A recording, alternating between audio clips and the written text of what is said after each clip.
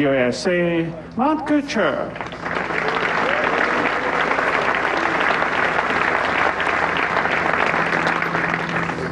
.67 yesterday and a terrific second 9 for Matt Kuchar.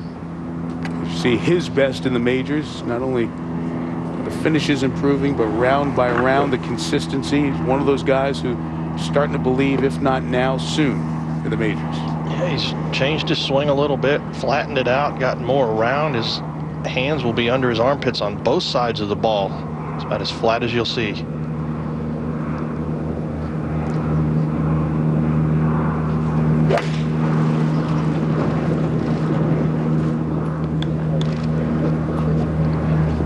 Sure does work. He's been so steady, Mike, for a couple of years now. Won TPC earlier in the year.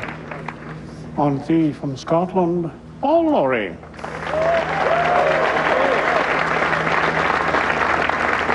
Hard to believe how far Paul Lawrie fell. After the '99 win at the Open Championship, he came from way behind. The weather was awful. John van de Velde had misfortune, some self-induced, some not. Lawrie won the 3-man playoff. Justin Leonard was also in there. Not many good finishes in the Open Championship since.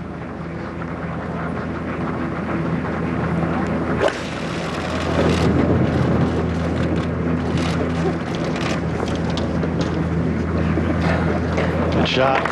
Lawrie started that final round 10 shots off the lead. Starting today, we had 80 players within 7 shots of 4th place, with only 3 players in front of them. So if the front 3 guys stumble, I would say legitimately everybody in the field felt like they had a chance today. Bubba's third at 14 on the way. He didn't hit that very well. He was a little heavy. He knew as soon as he hit it, it was short. That's a couple of shots that he didn't hit well here on this hole, but he still has a putt to save par. There is Thorbjorn Olesen, who gets to tee off in 8 minutes. Many of you are asking what a lot of us were asking earlier in the week. Who is this guy? We'll tell you more about him now, starting with him. I'm 22 years old, from Denmark, Copenhagen. Playing since I was 7 years old, just having fun playing golf, and got my first win on the European Tour this season, so that was fantastic. Thorbjorn Olesen could be in for a scene unlike he has seen before if he makes this putt. And I thought if I might make a birdie here, I could actually play with Tiger the next round. So, and lucky I hold a nice putt and got that birdie. To start the weekend with Tiger. Well, have fun tomorrow. Yeah, I'm really looking forward to it. He's a fantastic golf player and a legend. I think I will just concentrate on my own game, and hopefully I can have a little chat with him. Well, Olesen will be playing with Tiger Woods and Thomas Bjorn, who's from the same country, and Thorbjorn has used several of the Danes as a great resource to understand what's happening at this part in his life, age 22, getting used to the stage. Arjun Wojciechowski was telling me on the way up here to the tower at 18 that Olesen spoke to Thomas Bjorn last night, and Gino said that the advice given was enjoy the round with Tiger. You're playing with one of the best in the world. What a great opportunity.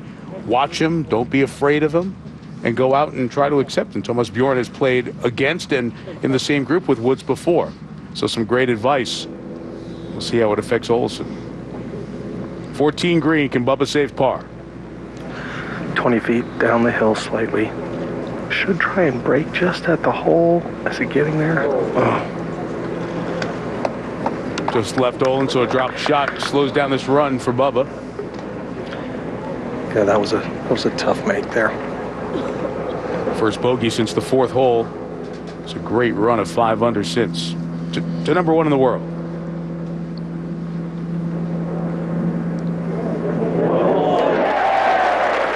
He started off red hot with that putter yesterday, Mike. Can dial that thing in again today. Maybe Luke can make a move and get himself in contention. Back at 1, Matt Kuchar's birdie putt.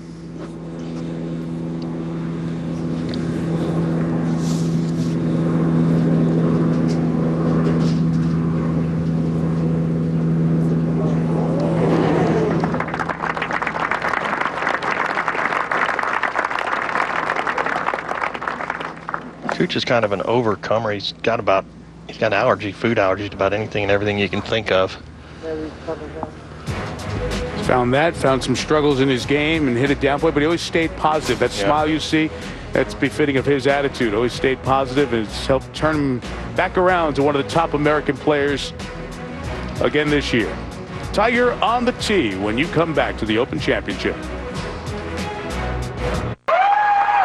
Here's the scene at 1 as Tiger Woods walks up on the tee.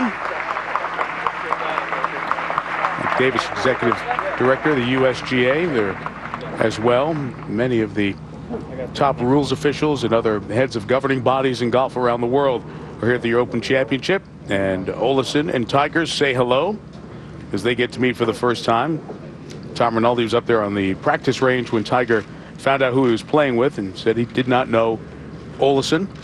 Olesen has seen a lot of this history as he's grown up, where Tiger was after 36 holes. We all know the Tiger at the top after 54 holes and winning his major championships. They wait for the green to clear. Matt Kuchar. Short miss there. Didn't expect that.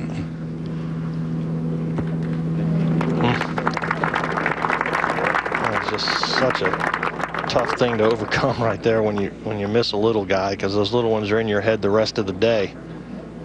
Paul Lawrie tapped in, made his par. One other item on Olesen, he was the runner-up to Rookie of the Year on the European Tour last year. Tom Lewis, remember, he had such a great performance at the Open Championship last year. Lewis won the Rookie of the Year, but Olesen was the highest finishing rookie on the money list, the Order of Merit. So this is a guy who played a whole bunch last year, played well. What do you think he's going through now? He's got some heavy butterflies tossing around in that stomach right now. Knocked his shirt untucked, it looks like. I would imagine he would have introduced himself to Tiger earlier, either on the driving range or the putting green. This is a tough spot for him. He can take the attitude of everything to gain here and nothing to lose. I wouldn't be focused too much on Tiger. I would be focused on what I'm trying to do here, and he's got a legitimate chance. I love what he said. He knew that putt on 18 late last night was to get in the second to last group with Tiger. He made it. Let's see what he gets for it. This is green number 41 on a tee from Denmark, Torben Olsen.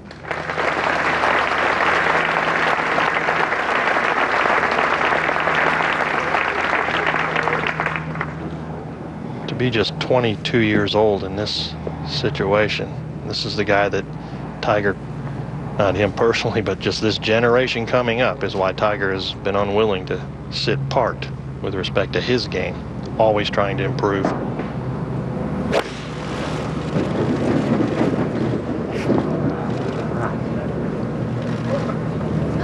It's going to be dicey there. That'll be on the downslope with the green running away from him. That'll be all you can handle. From USA, Tiger Woods. Tiger's been unwilling to just sit back and be satisfied with his game. And this is now his second full year with the new swing, and it looks fantastic. It has so far this week. He's only missed 2 fairways.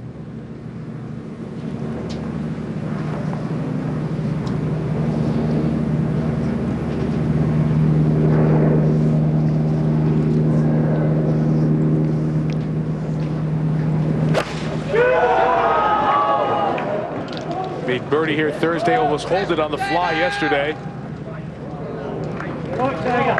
And deep in the green. And just off the putting surface to start today. Yeah, you know, Tiger says the one thing that unnerved him a little bit was that you could get in between clubs here on the first hole, and it is a long to middle iron, and it's hard to, you know, take a lot off those. You're usually hitting the 3-finger short irons, not the big sticks. Well, Tiger has worked on a game plan right throughout. It has yielded 2 under par rounds, 67 and 67. That's why Tiger's at 6 under. So is there any change today? Probably not. I had a game plan I thought would fit well on this golf course, and I figured I could execute it, and I've done that so far. I'm very pleased where I'm at. We're at the halfway point. I'm right there in the mix. So you know, with you know, the weather that's forecast, it's going to be a good weekend. And the weather that's forecast, that's a keynote to keep in the back of your mind as you watch today. The breeze is fine, it's calm, it's tame relative to Open Championship terms, what we see at the British over the years. But tomorrow it's supposed to be from the opposite direction, the non-prevailing wind, and gusts 25, 30 miles per hour. Don't know about the accuracy, but that could be a major change in the championship. So today could be the day to put the score up to 2. There's birdie putt on the way. Just slide by on the left. Yeah, that forecast, Mike, tells me that if Snedeker or Adam Scott shoot a great round today, they will be well defended by the weather. Adam Scott over there on the putting green, and we were talking with Olin Brown last night, who was with Adam throughout the second round. And Olin said a few more made putts, and Adam Scott could be leading this championship by a couple of shots. He hit it so darn well yesterday. Well, yeah, that, and also the fact that he's putting so much better is the reason he's in contention. So, you know, we can all make more putts, but I think his poor record in majors is because of his putter. One green, trying to figure out who will go first here. Tiger's probably out. Sure, Tiger hit that right where he was aiming, but just probably a little in between clubs was his fear. Watched pretty intently as that thing went right on line, but a little bit long. As they assess, we'll move up to the second again. And a par putt for Graham McDowell. Sent his second shot from the left side of the fairway over the back of the screen. Chipped it up to this point. The second hole in a row to open the round. Left himself a ticklish par putt. Couldn't hold that one. Back to 1.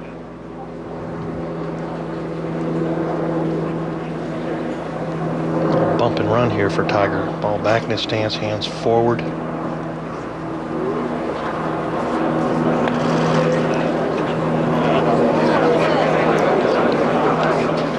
left himself a little work to do for sure. Jason Duffner did tap in for par at the second. He opens par. And Olesen.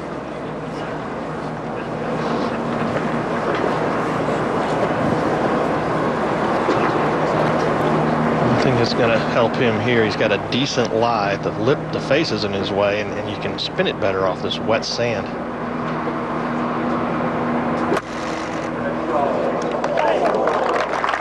Always a tough shot, though.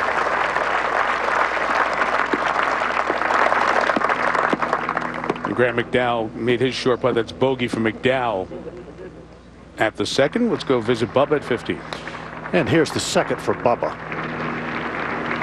Not much of a shot here, Curtis. Just a pitch out of the bunker. Yeah, just a tough tee shot. This 7 bunkers guarding this driving area. You have to be so precise. Now let's go back to the first. And the last group on the first tee, including Brandt Snedeker. Vanderbilt Commodore, All-American there in his college days, won the U.S. Amateur Pub Links Championship about a decade ago. You get a sense of where he is on the world rankings. Brandt is a player who's won 3 times, did win this year. There's a lot of good to talk about in Brandt Snedeker's PGA Tour career. And great demeanor that he carries into this third round. Olesen will putt first.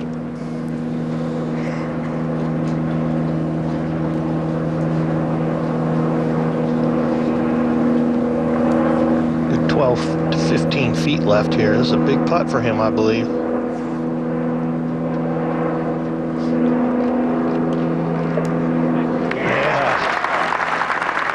A little bit of that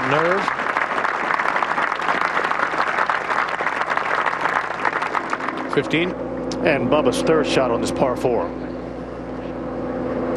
180 to the front, 204 to the pin, and the wind is up a little bit from the right. All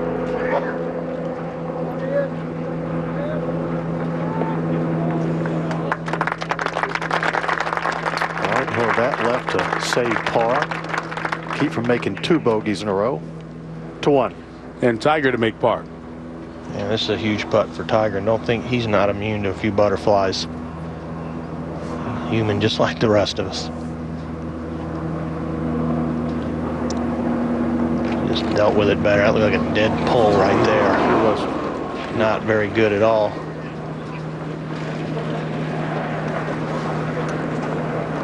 Tiger commented after the first round that he hit every single putt on his line. The speed was a little off. He putted well yesterday. This was a definite pull. You can see the ball hop actually right off the blade.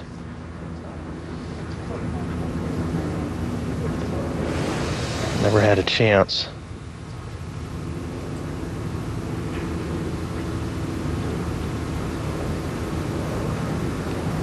so online, but a little long going back off to the tee shot, and that's what he discussed. You have to be precise with your yardage, ending up in that situation where the chip didn't release. He didn't hit it crisply enough, and well, now bogey. Yeah, will Tiger press a little bit? The fact that he's in third place is all fine and dandy, but the reality is he's still 4 shots back, now 5 back of Brandt Snedeker, who's played flawless golf the first 2 days, bogey free. And there you see the proximity, 1 green, and the walk they just made over to the second shot. Long second hole, as you see. Railroad tracks to the right, out of bounds over there. Not really much of a factor for the world's best players.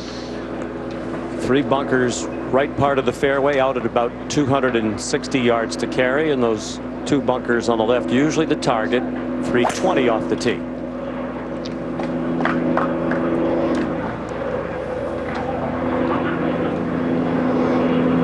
That's just fine. Yep. Paul, this was the only hole yesterday where Tiger Woods hit driver. Well, the wind helping a little bit today. He's going to take this 3-wood. He's going to aim it at those 2 bunkers you see in the distance on the left side of your screen there, just right of that crane. He's been hitting cut shots virtually every shot. Watch how much Tiger's rotating through the hit. His chest will be facing left of that bunker you see over there on the left side of your screen. He's getting really completely through it this week.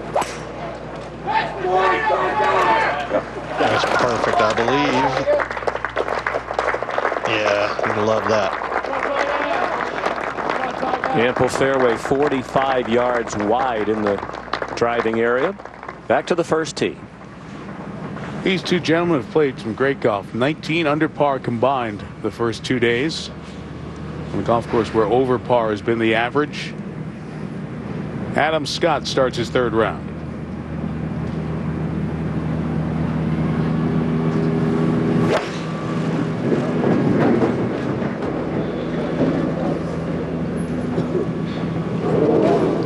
No divot at all there.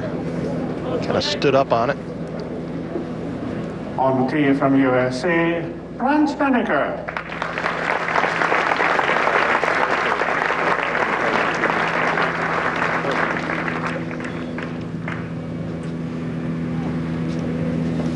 Brandt doesn't mess around. You get up there and hit pretty quick.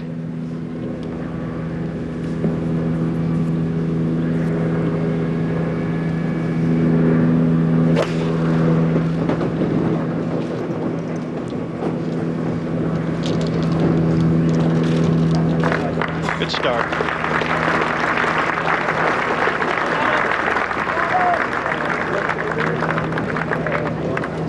Snedeker's been in the last group on the weekend before, 08 in Augusta. Adam Scott has not in a major championship. The first time he's going through this. And that is Bubba Watson's par putt on the way, coming off that shoulder just off the edge of the bunker and coming up 3.5, 4 feet short, and that left for his bogey. Remember, he had a round going, birdied 4 of the last 8 holes and bogeyed 14. Now that for bogey at 15. Still a good round, Curtis. The 16th hole is reachable for Bubba if he wants to take a crack at it. 17's not playing as hard as it did the first day, so we'll see. Bubba can maintain. If Bubba hits irons off tees like Tiger has done all week long, they continue to hit the fairways. but we've seen both of them when they take the driver out. The rough and bunkers come into play here this week at Royal Lytham.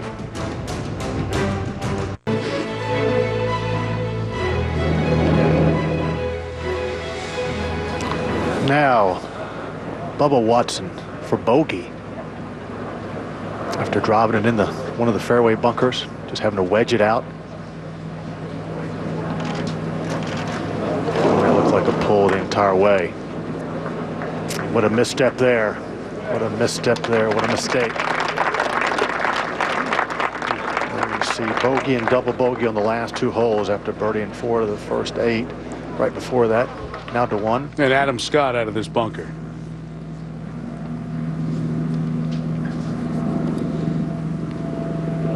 Unbelievable difficult shot. Just getting that out of the bunker was a good play, and giving yourself a chance to save par, spectacular. Oh, great play, Andy North. You're right.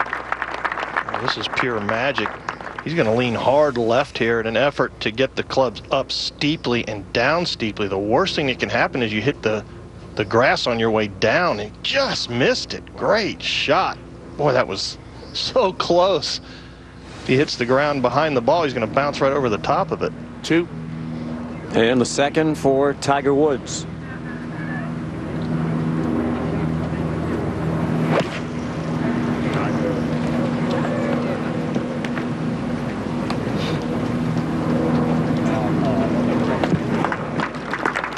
Yeah, pretty good shot there for Tiger. Probably fairly close to where he's aiming.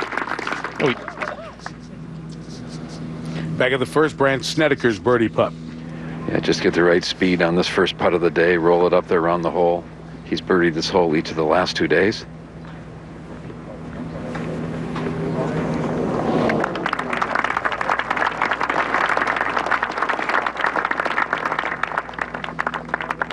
Start.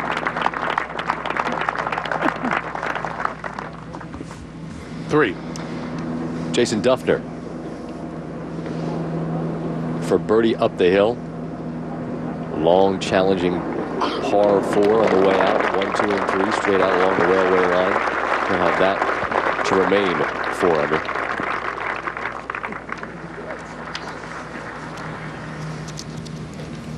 Well, just like Olesen in the group before, it's be a terrific up and down to save par.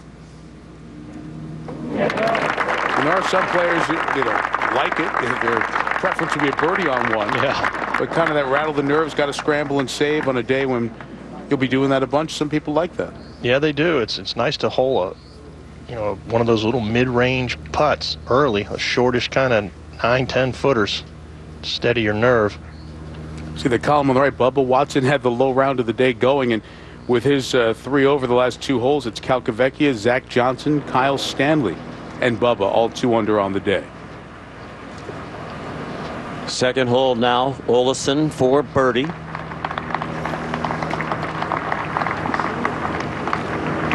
Pretty poor read there, but good speed. His fundamentals are great. Mike, we were watching his swing earlier, just kind of trying to get to know him, and his arms hang just relaxed under his shoulder. Perfect posture, standing over the shot.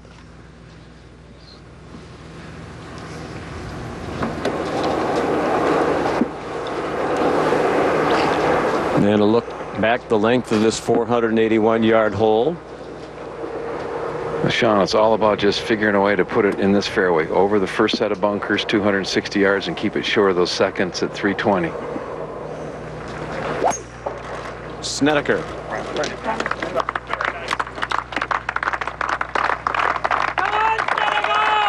He had a stretch of 28 consecutive greens in regulation, Sean. That is remarkable out here. I think another remarkable thing, Paul, is he still hasn't made higher than a 4 on any hole. He's played 37 holes now, 4 his highest score. Tiger Woods. Bill Kratzert following the Woods-Olesen duo today. A little bit different angle here, Sean. He's going to go a little bit more up that slope where Olesen was going alongside it. Still might go a little right. Will it reach? Just falls off to the left actually a little bit at the very end, but that's an easy tap in par for Tiger. Green's a little quicker today. Tiger should like that. He talked about his putting woes on the first round when the greens were about 10.5. They're about 11.5 on the stiff meter today. Now, a moment ago, Adam Scott's tee shot.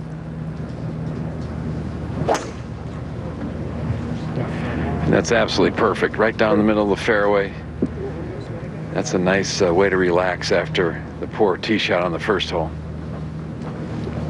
He's been the longest driver in the field over the first 2 rounds. They measure the driving distance on 7 and 14, and all 4 of Adam's drives there have gone over 300 yards. This is for par now for Thorbjorn Olesen.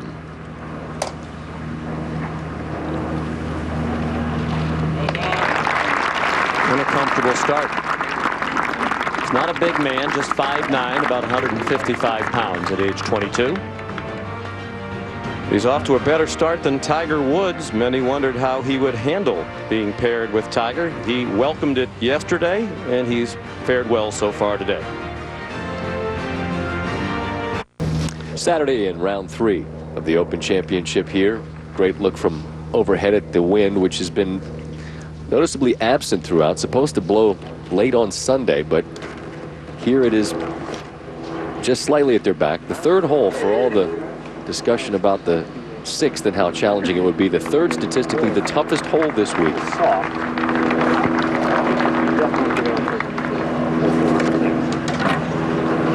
Joe LaCava, Tiger Woods talking through the club selection, and iron it is, as it has been almost exclusively throughout. And Scott, I think there's enough trailing breeze behind him. 273 to that left-hand bunker. That's the bunker you want to avoid. He's hit iron here each of the first 2 days as well. Yeah, even with an iron, I think because of the wind, he could carry the bunkers down the right-hand side. Billy, he's hit 2 different kinds of iron shots off the tee this week. He's hit the one that runs, it's like a screamer, and then he's hit the long iron as if it's into a putting green where he wants it to hold and spin a little bit. It's pretty unique to see. That stayed short of the bunkers, back to 2. Perfectly positioned drive for Snedeker, and now his second. Breeze helping from his back and a little bit to from the right. Hole cut in the way back left-hand corner of the green. That was from 200. And as he's done all week, he's just trying to get the ball somewhere on the greens, aiming for a lot of centers, very conservative lines. Yeah, because he says every 25-footer I see, I seem to make over these 2 days. So no harm in aiming over there as we go to the IBM Insight Center. Historic total of 130 for Brandt Snedeker through 2 rounds, matching the best 36-hole score in Open Championship history. Nick Faldo, same total, 92 at Muirfield when he won. Adam Scott second. Beautiful play from 179. Just a nice 7-iron for him. 212. This is the last of the par 3s. Playing 200 today, Zach Johnson for birdie.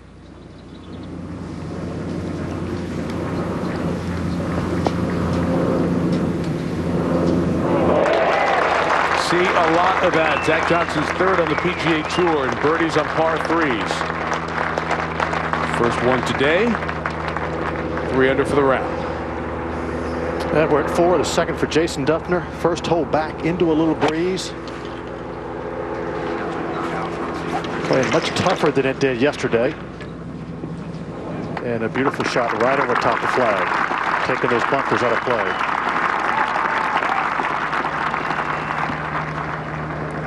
Here on 3, Matt Kuchar for par.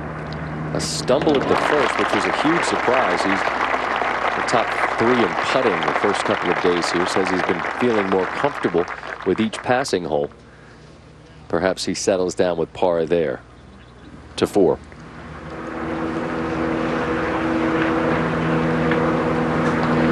Graham McDowell second at 4. Flag sticks 4 paces from the left edge of the green. And that's where you expect to see just about every ball today.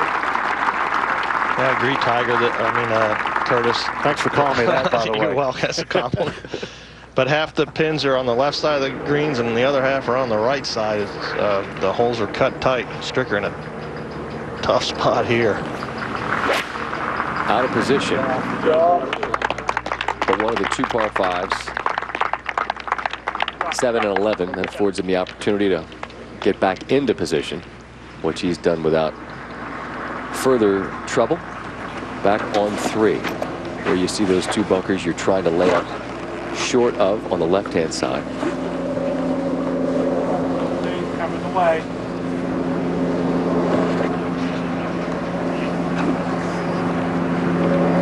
.232 all the way home, Scott. Olesen only has 186. I mean, that's almost 50 yards. One good thing for Tiger is the hole's cut on the right side of the green, and he's been really comfortable cutting the ball, but this is pretty conservative to lay this far back. If nothing else, fellas, it's been the game plan throughout. Well, he's chosen a 6-iron, and actually the wind is laid down just a little bit. He's going to have to catch it to get it there. Go Tiger! Stay a little left. Come on, 1 yard. Left. Left. Yeah, it just never seemed like enough clubs. It wasn't. He'll have to get up and in to avoid bogeys on 2 of the first 3. Back to 2. Snedeker for birdie. 2 for 2 in greens in regulation today. It's at 33 of the first 38 greens of this Open Championship.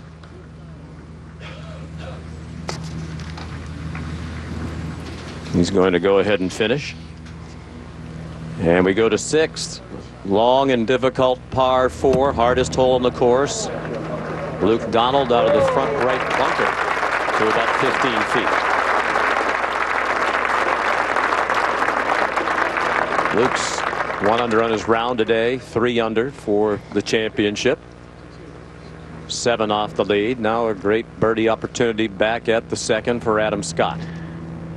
What a difference this long putter has made to Adam Scott. It's changed his whole attitude. He actually thinks he can make putts now, where he used to hit the ball so well and he'd miss 2 5-footers in a row, and it really affected his ball striking. Well, now he really feels like he can make it. He's more aggressive. He shoots at pins, knowing that if he knocks it off the green, he maybe can knock one in. This is a very makeable putt. About 10-footer, should go just a little bit from his right to left.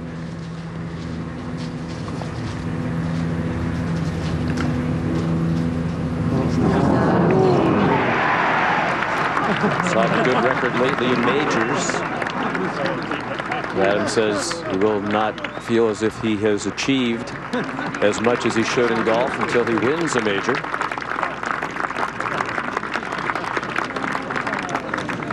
Still 1 back of Snedeker as they each par the 2nd. The 4th green is just a few feet away. You heard some noise in the background. Let's figure out what happened. And this is McDowell to get to -4. A little bit from his right. And he does it. This man has been in the heat before. Winner of the U.S. Open at Pebble Beach. He knows how to get it done. In fact, a lot of the top players on this field know how to get it done. And I'm going to bet you he's learned it. Look at that. Boy, he could sell that putt later on tomorrow afternoon, couldn't he? We'll be right back at the Open Championship. Stay with us.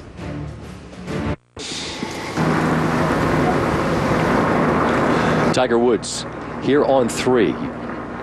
Great look at what stands between he and the hole. He's 10 to 12 yards short, Scott. He never hesitated pulling the putter out of the bag. Probably, yeah, sorry, Scott. He probably wishes he'd have used it on number 1, the putter. That rolled away at the very left, and he's clearly a bit agitated with that effort. Now Olesen. There's a little mound that's going to kick it a little left early, goes through a little low area, a little bit back uphill at the end.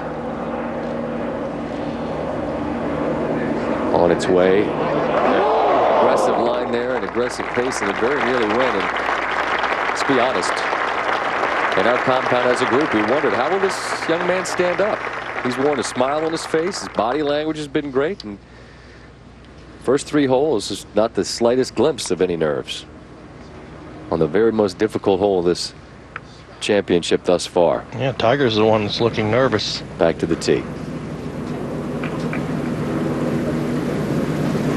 Just trying to miss all these bunkers down here, Scott. Well, as you know, Andy, that covering those on the right is really not the challenge. But you want to make certain that as the ball lands, if you use an iron, it doesn't roll into that first bunker. We've seen it gobble up numerous tee shots.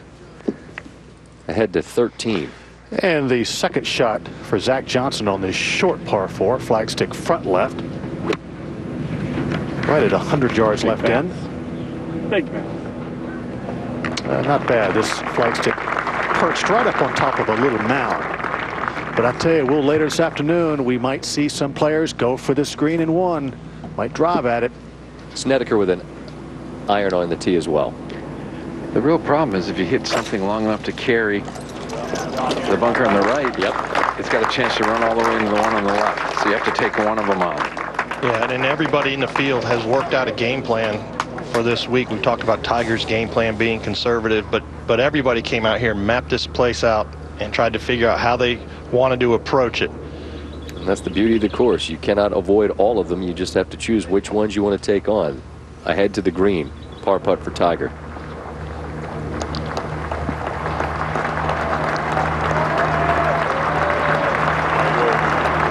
Nope. Had the halfway lead at Olympic. Got off to a slow start Saturday. Folks wondered what was in store here thus far. Unfortunately for Tiger, similar recipe. Well, he didn't make a bogey on the front nine either of the first 2 days. Played it in 6 under. Only missed one fairway on the front side this week. Now over at 13, Zach Johnson. This is birdie putt. Currently -3 for the day. This to get -5 for the championship. A little bit of swinger from his right. Yes.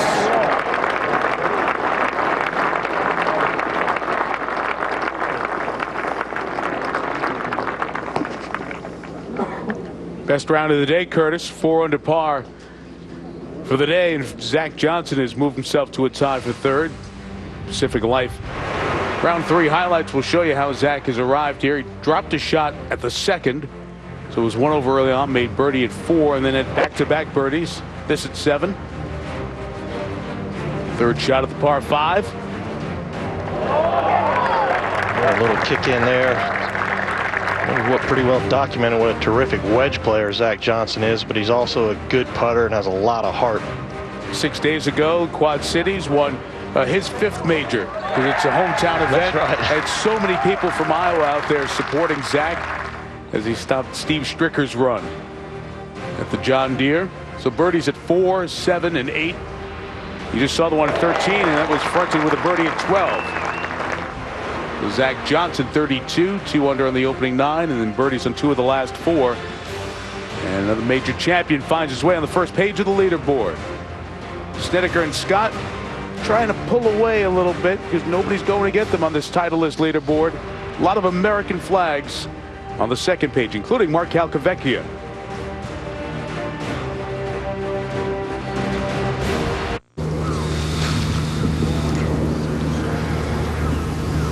It's where they stand as we come back. Round 3 of Major 3 of 2012, the Open Championship. Tiger, a couple of bogeys early on, so that's the group at 4 under par. Mark Calcavecchia made that birdie at 9 to get to 3 under for the day. 4 under for the championship at age 52. To the play at the 4th. And that's the birdie putt from Matt Kuchar. Good 3 there. To 10. And now Calcavecchia. Birdie 2 of the previous 3 holes. The tap in par for Mark. Well, Calc seems to be just so freed up at impact still. And as you know, Paul, still shooting good scores regularly over here at the Open Championship. 2009 started out 67 and 69, shot a 67 in 2010. Second round at St. Andrews. Last year an opening round 69 with wife Brenda on the bag again. Yeah, she caddies for Calc as long as he has a good attitude. Attitude gets bad, replacement caddy. Here's Scott. Third on three. You had Andy. Very awkward little lie, a little heavy. Thought he hit a good shot that was going to stay in the green, and it got one of these shoulders and slid well left down the hill, but not a great shot, but not bad. Made a tough par putt on one. He'll have another here on three. Ahead to 6. Seems so unusual to see Ernie standing that close to it. Makes a big difference where your eyes are. There you go, Ernie.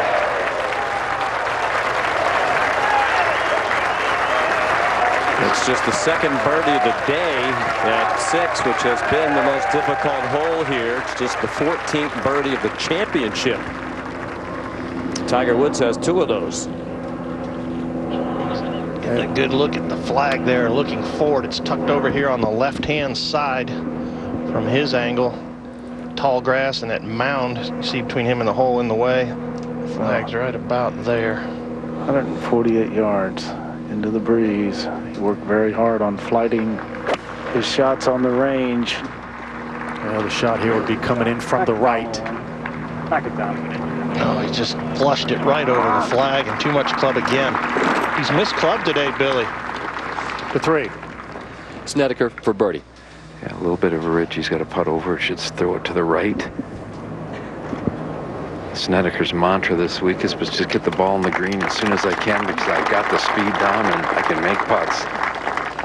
He is one of the more confident putters you'll see. 3 no-stress pars to start. And this the second, impossible second for Bjorn Olesen. And Curtis, he's looked left. He tried to get a stance. Well, all he's trying to do is figure out where he can get it out to, and for the proper third play, just make sure you get it out.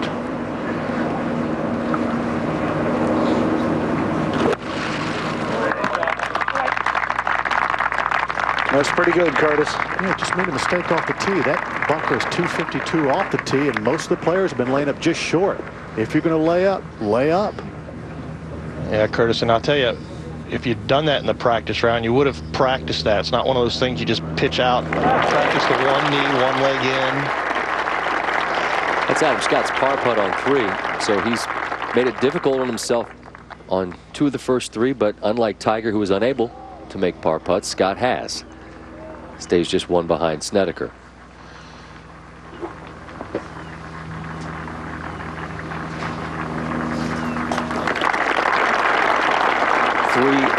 Two putts to start for Snedeker, still without a drop shot through 39 holes, but still a long way to go as he walks to 4T.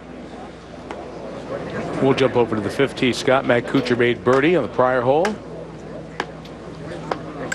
5 playing 208 yards today. The hole cut on the front right portion of the green, protected by that bunker short. If you miss-hit it, it will feed down into that bunker. That is a 5-iron, Paul, and it looks very good, right on line. What a shot, Judy. Kuchar have a look at back-to-back birdies, trying to get to 5 under par. Paul Laurie also in this group, all pars so far. Back to Olesen. And there's a good look at his third shot. 126 yards. Back into the breeze.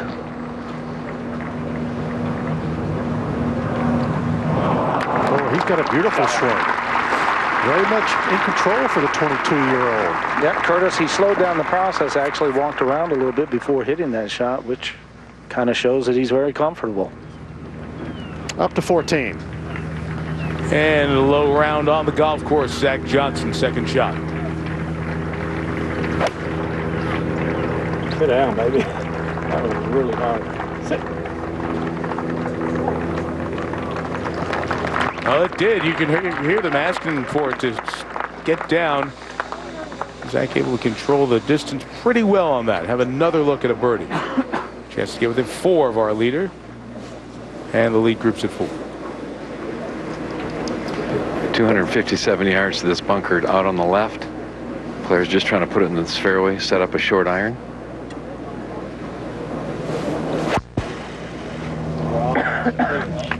if there's a better swing in the game, I don't know who it is. Maybe Louis Oosthuizen, we like to watch, Paul. Yeah, what rhythm he has, and Adam Scott, a little quicker pace with so much power in the right spot. The great players just seemed so passive on the way back and on the way down until impact, and it all just explodes. Now the tee shot for our leader. And this is a little different type of swing, a little bit quicker. He and his coach, Tom Anderson, have been working on keeping it a little bit shorter, a little bit tighter. He sometimes gets a little sloppy, and when you get quick and it's a little sloppy, you can go everywhere. Oh, that's a good swing thought, the best swing thought. When you're in this situation, and okay, that's why you lay up. If you pull it a little bit, you're in play, not in that deep stuff or those penalty bunkers. Brandt Snedeker looks good. He has not made a bogey yet. And those skies are blue enough to look back across the little edge of the Irish Sea and a couple of bays in between, back toward Liverpool. And that drive in between Liverpool, Lytham, St. Anne's along this northwest coast, you have Southport, that area where Royal Birkdale is. One of the other courses in the open road, and then you come back across the sea. And not right on the water, which is typical of most of the links courses that you play in the Open Championship, but you can get a great sense. There's a few blocks in. You have Royal Lytham and St. Anne's, where Brandt Snedeker, not only his first career 36-hole lead in a major, now 39 bogey-free holes. Adam Scott, even par to start his first ever final group of the weekend. Tiger's struggling. Let's pick him up again at the 4th. And this for par. Tiger bogeyed 2 of the first 3 holes at the U.S. Open, Curtis. Got off to a bad start, so he's got to right the ship. This is a side, the front 9, that he's made a meal of so far this week. Judy, watching Matt Kuchar putt for birdie at 5. Well, as you watch this putt roll, let me tell you that he has played the front 9 not very well. He would like to get started better. He's played the front 9 +1, the back 9 -5, and that is the opposite of most of the players who have played well in this field. A good point, Judy. And Matt said that in his interview yesterday, and he's dead on. He's 4 over holes 1, 2, and 3 this week. 4. And just a moment ago, Olesen for par from just off the edge.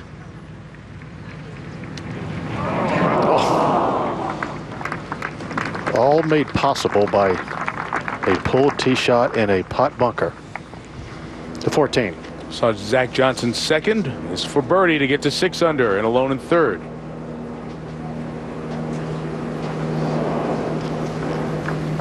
He'll stay at 5 under. And we go back to our championship leader at 4. To the #1 player in greens and regulation this week. He's only missed 5 greens. That was from 156 yards. Very dangerous angle coming over those bunkers from the left side of the fairway. Yeah, that's the safe play, but he's the one that has the lead. The 6. Jason Duffner drove it in the left rough, played from there to this spot up against the revetted face. Just a little bit of room and a long bunker shot with this whole location today. Just 15 feet off the back edge of the green. He'd do well to get this within 30 feet, I would think. Yeah, not much of a chance there. Ray McDowell, as you can see, is on the screen in regulation. And we go to 11. 3rd for Mark Calcavecchia. As Sean was pointing out, he's had those low rounds, but it's typically been a one-day burst of play, which has gotten him to the weekend where he's told me he's just run out of gas occasionally, but still he's played the weekend 7 of the last 9 years here, a decade younger than Tom Watson, who continues to be part of the story on the weekend. You've got work to do from there to 5. And Tiger on the tee. 208 yards, actually. Tiger going back and forth between the 6 and 7 iron, actually with the drop in wind. Back to the 6.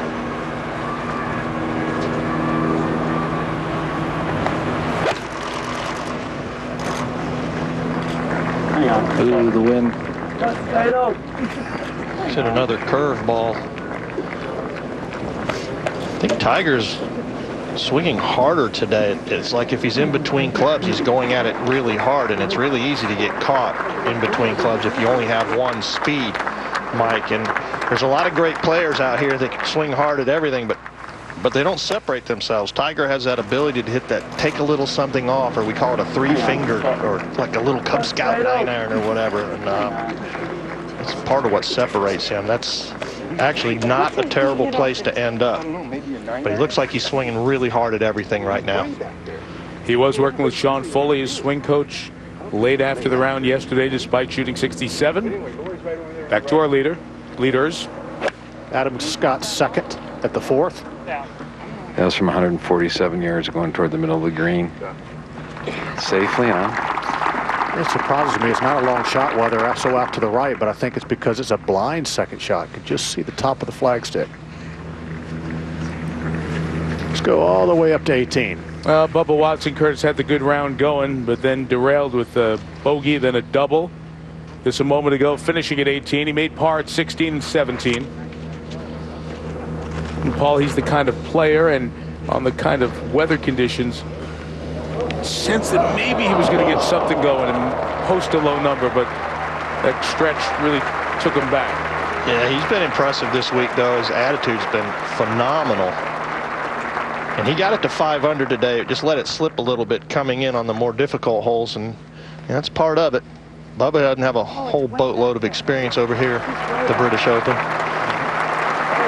68, 2 under par for Bubba Watson today.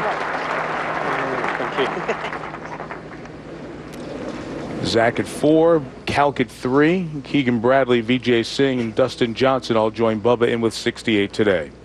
And we come back to 4. And Snedeker's birdie putt, and it is not an easy one. It will ride this ridge and then turn left right at the hole with some speed. He's been so good with the speed on these greens. He's worked on shortening his stroke a little bit because it's going to be quick and he's going to pop it.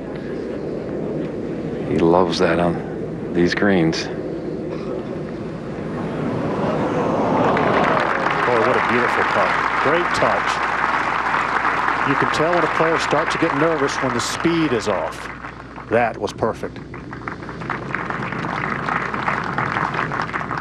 And 4 pars to start the day. Once again, no bogeys yet this week. I wonder if he's thinking about that. To 11. Where Mark Calcavecchia will hope to avoid bogey. It's going to take all he's got. It's well played. That to remain 4 under, tied for 4th place. How about it? Back to 4. And the birdie putt for Scott. Well, he had a really good look at Brandt Snedeker's putt, how it was breaking left at the end. He had a good look at the speed. It's amazing. People wonder, how can you look at the putt and see the speed? Well, you really can learn a lot by it. And he misjudged that speed. He's got it a good 3-4 feet by the hole. Tiger out of the bunker at 5. Downhill out of the bunker. That little upslope slightly into the wind. Yeah, that helped him out. Yeah, he's turned his bunker game back around. When Tiger first came on tour, he wasn't a great bunker player, but he became one. And then in his journey back, he struggled a little bit here, but not so far. Well, the last 2 bunker shots he hit have been pretty good, haven't they, Mike? The one at 18 that he holed yesterday, and then this one here. Repeat, all the best bunker players take it nice big backswing, and they have usually pretty short follow-throughs. Creates all the speed. See how they try to slide the club past the ball there? That's just textbook. No problem whatsoever getting it up over that lip. And also the different texture of the sand. That bunker doesn't seem as wet as some of the other bunkers that we have. Interesting. Coming out, wasn't it? That's what they were like when the players practiced.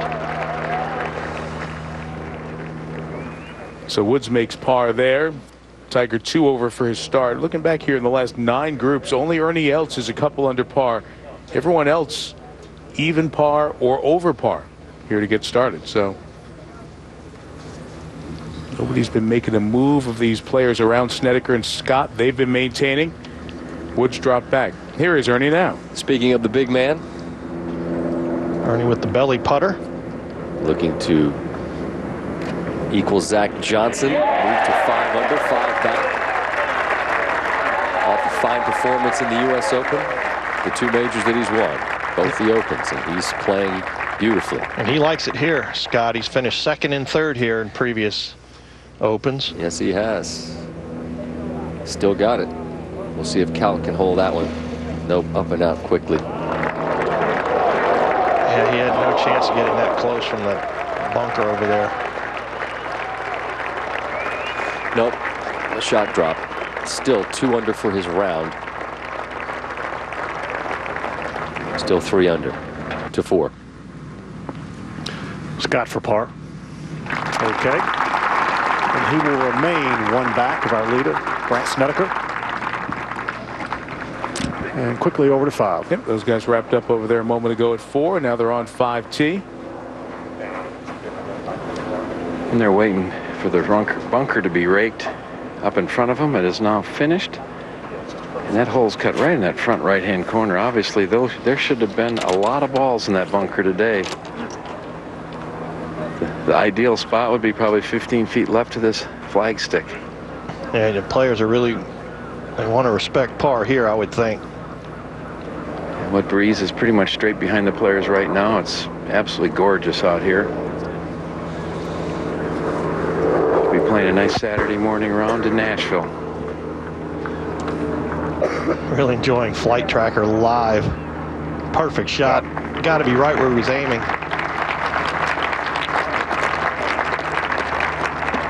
Yep, that's ideal. The fans know it. They're appreciative here. Even if it's 20 feet left, they understand the danger that lurked over there to the right. A smart place to play. You've got to play intelligent golf on links. That's one thing Snedeker's really done well. Wednesday night, he and his caddy and Tom Anderson, his coach, met with a statistician, an English statistician, and told him, you need to be more conservative. Give yourself some more putts. He figured out he'd have 2 more birdie putts around if you didn't shoot at every pin. He's taking that seriously this week. Yeah, that's an awesome point, Andy. That's 8 more birdie opportunities a tournament. That's actually okay. He's lucky. A little more to the right, that starts to trickle away. Actually, Mr. Green, though, it's just, yeah, you know, it's like shock, major concern. Scott and Snedeker, they started the day separation from the field. Nobody's been running up there. So the last group, the focus of attention. Day 3 of the Open Championship. NASCAR Nationwide Series action coming your way tomorrow after we're done on Championship Sunday. It's Chicagoland with Austin Dillon, Ricky Stenhouse Jr., all the big stars there. And, of course, the Sprint Cup on ESPN begins at the Brickyard next weekend. So exciting NASCAR action. There's no Sprint Cup this week, so your NASCAR fix comes with the Wide Series in Chicago tomorrow afternoon on ESPN to the 6th. Matt Kuchar has found that front right bunker. He hit a crazy layup off this tee. He had 250 yards into the green. Wow. No chance to save par, to make about a 7-footer.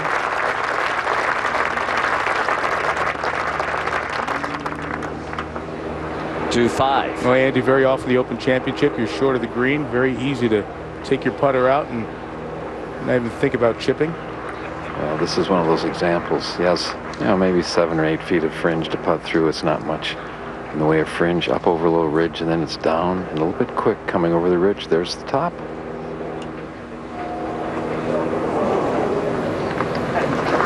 Rolled out a bit longer for Brandt, who will have that to save par. We said no bogeys here, and his last 12 at the Greenbrier as well.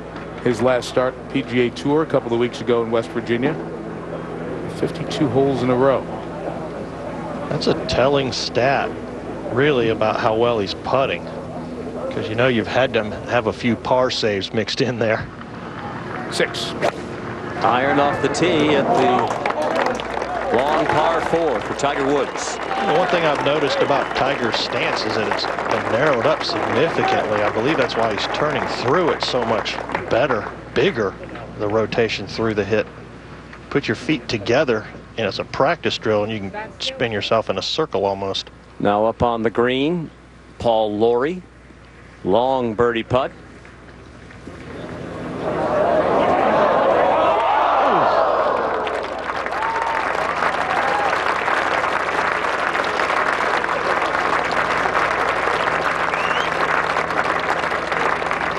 Or even par on the day.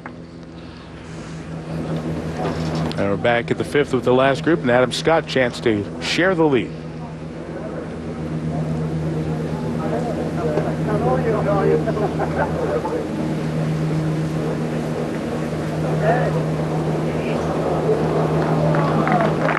That'll be a safe par for Adam, who shot 64, had the overnight lead by 1 on Thursday night. And now it's 6. After the nice bunker shot, Kuchar with this for par.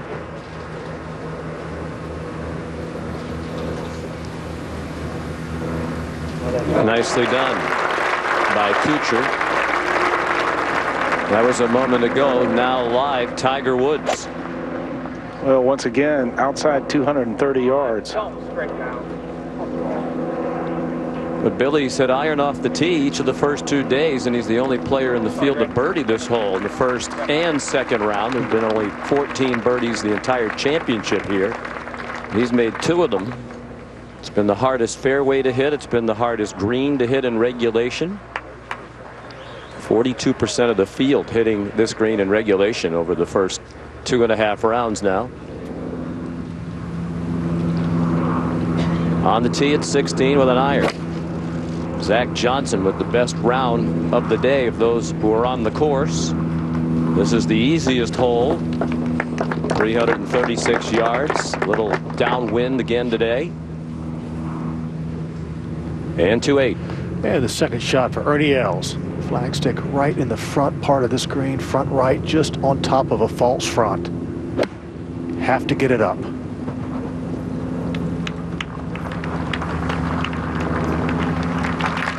he did just that with a little bit of a pull, but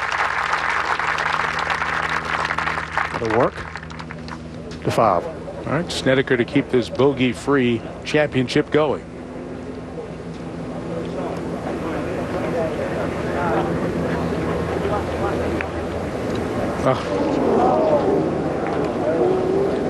So it wasn't in the worst shape there, even though he came up short of the green. And after the longest run in the major championships at the start of a major in the last 2 decades, 40 straight holes to start bogey-free. Snedeker drops one back, and more significantly drops back into a tie for the lead.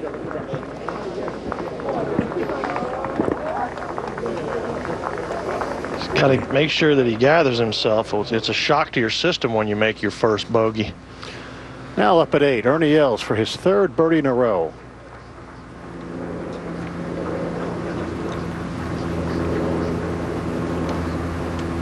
Just slightly down the hill.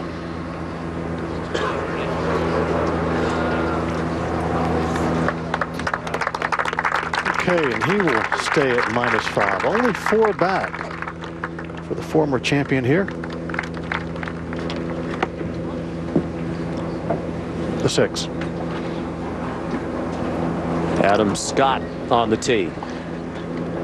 Adam averaging over 312 yards. #1 in driving distance this week. 2 bunkers down to the right are in that 300-yard range. Needs to aim left of those.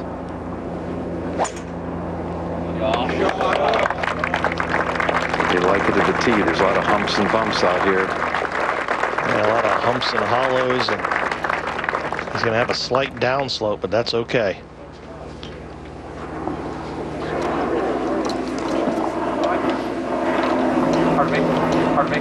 So now Snedeker, first hiccup of the championship. We'll see how he responds. Yesterday he hit a drive wild to the left, but got a great lie over where the gallery had been.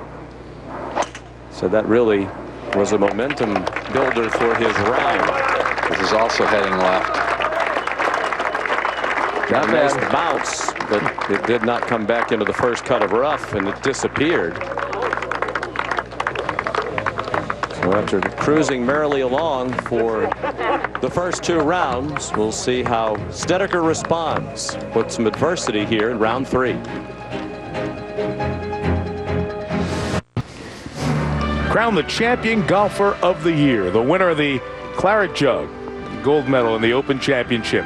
We'll be here with you bright and early, 6 a.m. Eastern Time tomorrow morning. All of you across the country have been sending us tweets and emails and notes, getting up and make it part of your summertime tradition, as it has been for 46 years on ABC and now ESPN. So glad to have you with us. 2012 at Lytham. Let's pick up the action while we're away at the 6th. And update you on what's been going on with Thorbjorn Olesen. Well left off the tee. This was his second shot. Over into the gallery. After clearing them away, his third. As you can see, very little green with which to work. About 25 feet. Wow. Dumped it into the bunker. And very close to that revetted face. Yeah, and this is again the par 5 6th converted to the par 4, and we're seeing guys making these mistakes. This was on tape as well. Not sure if he could get out. Sorry, Sean. No, it's all right, Paul. He seemed to be looking around, then decided, what the heck, let's go toward the pin. And it was an excellent shot. As you were referencing, Paul, this was a par 5 the last time they played the Open Championship here in 2001, and the field devoured it. And now this hole is devouring the field 11 years later. What a shot that was, huh? Did that lie? Yeah, he just came down really steep on it with a lot of speed, just hoping and praying it would leap straight up and in the air over that sodded, revetted face. That's just stacked sod. So with Snedeker's bogey at the last, his first bogey of the championship, he and Adam Scott now tied. Scott was the first round leader. Snedeker the leader after the second round. Ernie Els made a move up into third with Zach Johnson, the best round on the course, 4 under today, and right back into the thick of it to 9. And Ernie Els with the good round going, one of the few here in these last 5 or 6 groups. Thank you.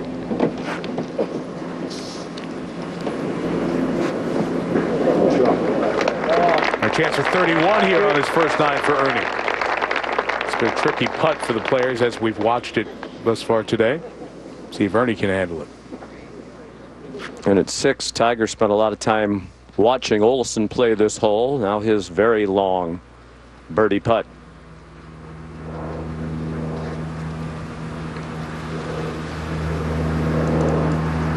Close to 50 feet, Sean. Will this be a miracle? It is! Wow! Well, now Tiger looks forward to the reachable, very reachable par 5 7th. And Paul, so often we talk about picking up strokes on the field. 3 birdies in 3 days at this hole. That's unbelievable, Sean, that he's been able to do that here on the 6th. Of course, this one was really a lot of luck involved to make a putt of that length. But now what you wonder is if Tiger hits driver on the reachable 7th or goes with the iron, which he's done each of the first 2 days.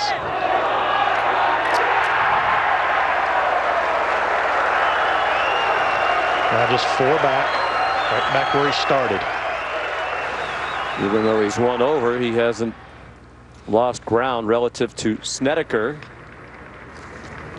At 9, Els for birdie.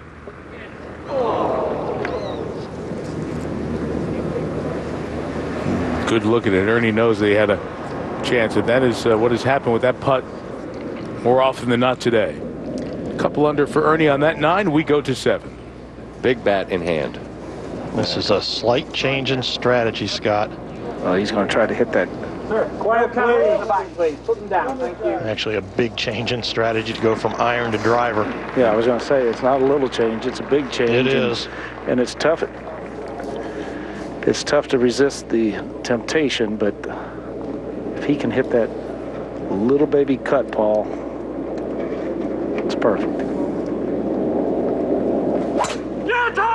Actually, as memory serves, Tiger did hit driver here on Thursday, asking it to bend. Boy, that's absolutely A1. That's smashed. He's got 3 of the 15 birdies the hole before. There's been 103 on this hole. This is a green light. There are a number of them out here. Yeah, and the bunker right there, just to the right of his ball, is the one that's in play. 325 yards off the tee, and that's the one he's tried to avoid yesterday. Back to Snedeker. The 2 balls are right next to each other in the rough. Snedeker playing for a flyer. Andy, it looked like he was closer to the hole. Was he just playing first so that Scott wouldn't have to stand on his ball? Absolutely, that was the play. Yeah. You can't get within 40 feet from that bunker, I don't think.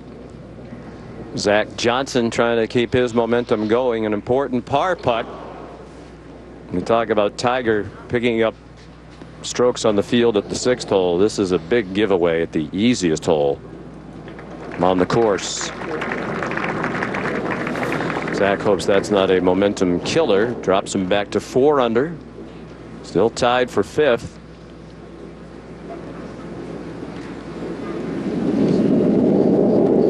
Now Adam Scott second at the 6th. He had the better of the 2 lies.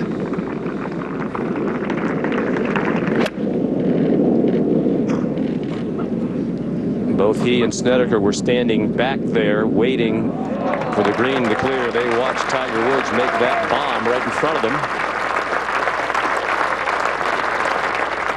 Both still 4 clear of Tiger.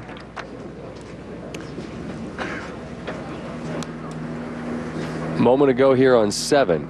Watch closely. You'd have to watch very closely. Jason Duffner backs away and immediately asks for an official to come in.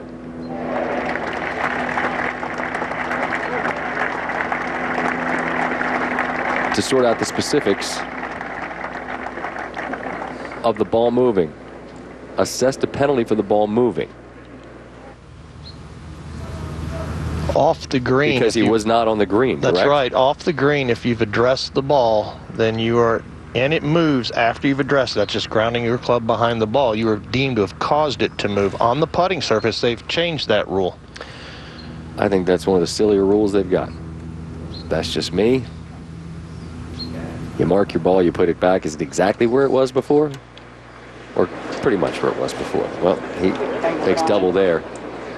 And Scott, after making his first bogey of the championship, Brent Snedeker has hit it in his first bunker this week. Hard to believe with 205 of them out here. And it looks like he and Scott Vail, the caddy, are discussing options playing away from the hole, Andy. Well, that's exactly what he's going to do. He's going to come out backwards, make sure the ball is in a little flat area up against his face. Most of them have a nice little upslope so you can get it straight up in the air. He's just going to go up backwards. There's 2 bunkers around the greens this week that the players just have to avoid. That's one, and there's one left on 8. Oftentimes you won't be able to get out.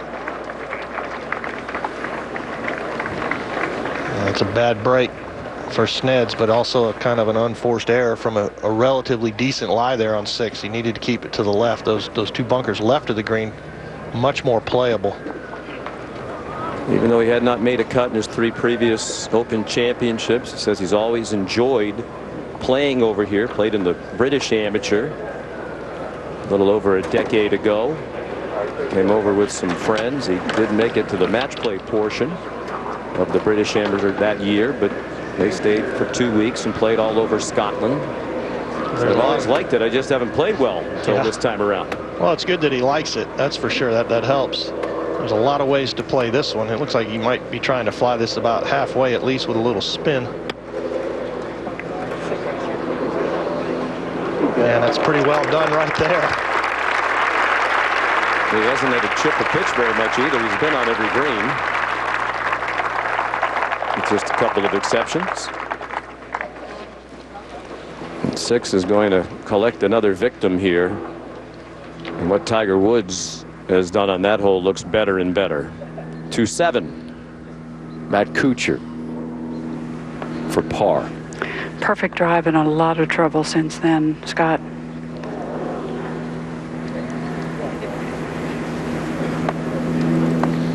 So Kuchar dropped shot at 1 and shot there at 7 as well. Back to the fairway and Tiger Woods. Well, the yardage he has left, Scott, 271, 250 gets to the front.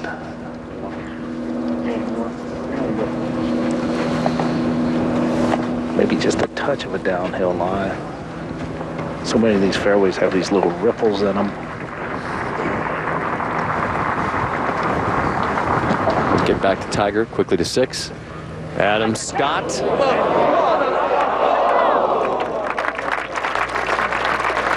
Big run at the birdie.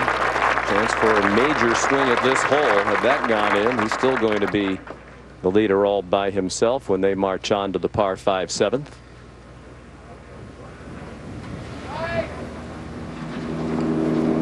Where Tiger is ready to go. I think the lie is a little bit of a concern here. It's still just enough wind behind him. Has a 4-iron out. Scott did tap in behind.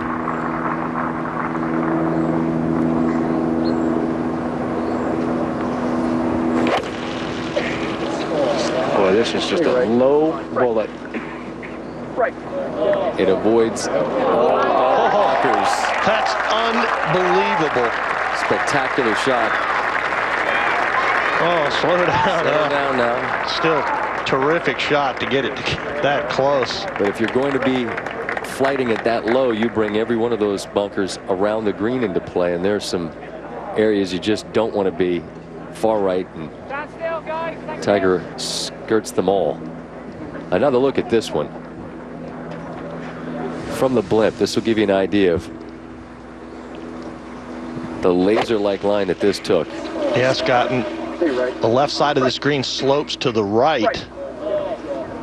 And those bunkers, although not too bad, certainly better than the hill they're on, this gallery standing on over there to the right. But what a terrific effort by Tiger there. So 2 putts from there, and he'll get back the 2 he dropped in the first and the third, back to 6. It's only Saturday afternoon, but this is an important little putt for Brandt Snedeker for bogey. So he drops 1 back of Adam Scott. Scott now the leader all by himself at 9 under. Snedeker is 8 under. And Tiger Woods, as is so often the case, lurking close behind. Lots of moving around the leaderboard, and some players are dropping back, so let's get you caught up on what everyone is. Woods has an eagle chip coming up there at the 7th. Scott's the leader alone. Snedeker 1 back. Ernie Els, one of the best first 9s of the players in the last 5 or 6 groups. Zach Johnson up ahead of the field with one of the better rounds of the days going. Torbjorn Olesen continues to find bunkers, the 22-year-old Dane. Bill Haas has a good round going. Bogeyed the first, but since then 3 birdies. Bubba Watson gave back 3 in a 2-hole stretch, shot 68.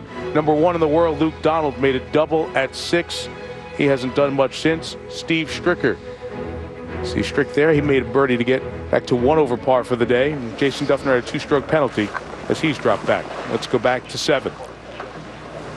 Monster putt on 6 to get a little momentum. This could be enormous. It looks like he's actually going to chip this. Yeah, he is. He's just going to try to carry it on top. Great line. It's on a great line. A lot better than he did on number 1. A little bump and run. Yeah, if that goes in, the roof comes off. Still back to even on the day 6 under for the championship, and now within 3 of the leader, Adam Scott. And Scott, different from the way the first 9 has gone for Tiger. Pack Life leaderboard. On his round today, bogeys at 1 and 3, Paul, to start. You didn't like the putt at the first. Well, he hit a terrible chip shot and then dead pulled this putt. So it's kind of a nervy start for Tiger. He's not real comfortable getting out of the gate. He's probably kicking himself for not putting from off the back of the green there on 1. And this another pull here on the 3rd. Then he began to right the ship here on 6 with what I deemed as a miracle, but for Tiger maybe not so much. And again, magical might be the best word. The story of this hole this week has been Tiger taking the iron off the tee, sticking to the game plan, making birdie every time. And there have only been 15 birdies on the hole all week, and he has 3 of them. Followed up with the birdie at the par 5 there. Well, Mike, you mentioned the good round that Ernie Els has going, and this would get him to 6 under, and only 3 off Adam Scott's lead. Birdie at number 10. Every time we look up, Ernie Els has got a putt at birdie, and he's getting the close but no cigar award on the ones he misses. At the second for Kuchar at 8. 8 on up the hill, 165 yards. The breeze helps. Yeah, that's the best we've seen all day long. Well done.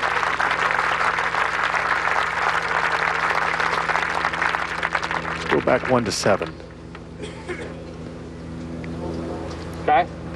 Second for Snedeker. You see the distance between the drives. Andy told you Adam Scott's been wearing it out. Longest by far. He smashes his 343. So Snedeker just inside 300, Andy.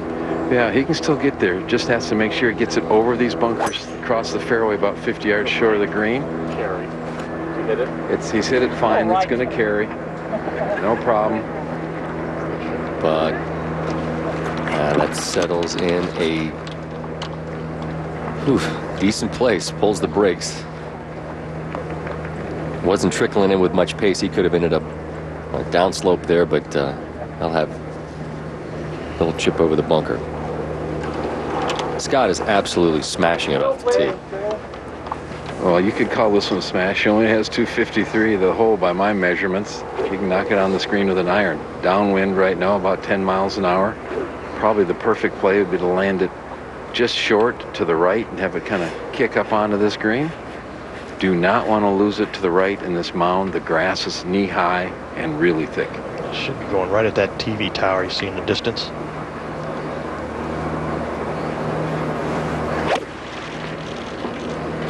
Starts on that line, Zinger. Twirl of the club normally means he likes it. Got that right. No reason not to. That's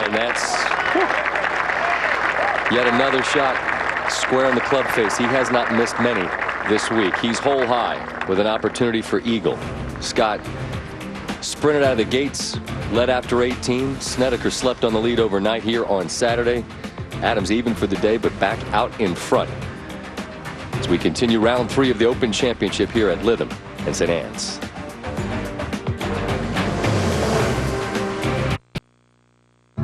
You don't have to be a legend to get your name on the claret jug, but once it's there, you'll be one.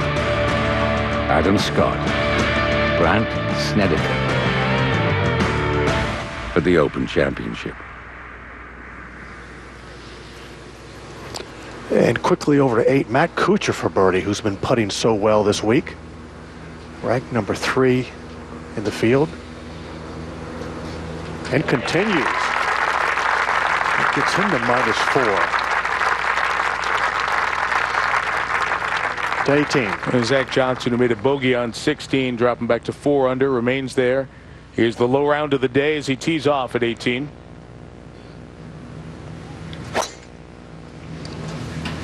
First look later in the morning here back in the States, Paul, for this tee shot. Yeah, and there's bunkers that cross the fairway at about a 45-degree angle, and then on that same angle just to the left, you have to avoid reaching those bunkers, so it's a tight fit on 18. 7. Third for Snedeker. That was very difficult. Trying to spin it before that was a really good play from there. Evan Scott with the putt for eagle. Important for Snedeker to give himself a good look at birdie, and that's exactly what he's done. To 8. And the second for Tiger Woods on this 416-yard par 4. Yeah, 190 yards left. Actually, the wind has dropped a little bit, Curtis. There's not much at all, is there, Billy? No, not right now. And the flags up here at 18 are just absolutely limp. Eagle bid for Adam Scott on the way. And it's bold. It slides by. Back to Woods.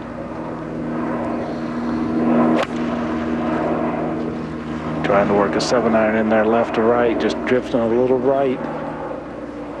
Look out, it goes down a little bit, and very fortunate He stayed up on the fringe. And that'll be a good birdie putt.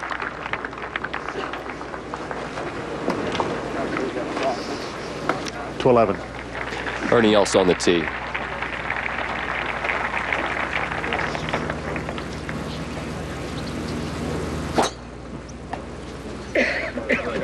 Shot tracker there showing you exactly the line of flight. And that's fantastic. He's been aggressive off tees throughout this week. The driver, very confident club in his bag at the moment. Snedeker quickly. Well, he didn't wait long, does he, Eddie? He makes up his mind and he goes. You got to love that in him. And that quick motion, I like that little pop stroke on greens that are slightly slower. Old school, isn't it, Zinger? It really is old school. You and I were talking about that this morning. He reminds you of somebody from the 70s, huh? It works out. Yeah. Scott now to get to 10. Yeah, gave that first one a real run. These are the putts now he has so much confidence in. Well, he's been rock steady, and he's going to be tough to beat. He just gives you the feeling he's going to stay aggressive.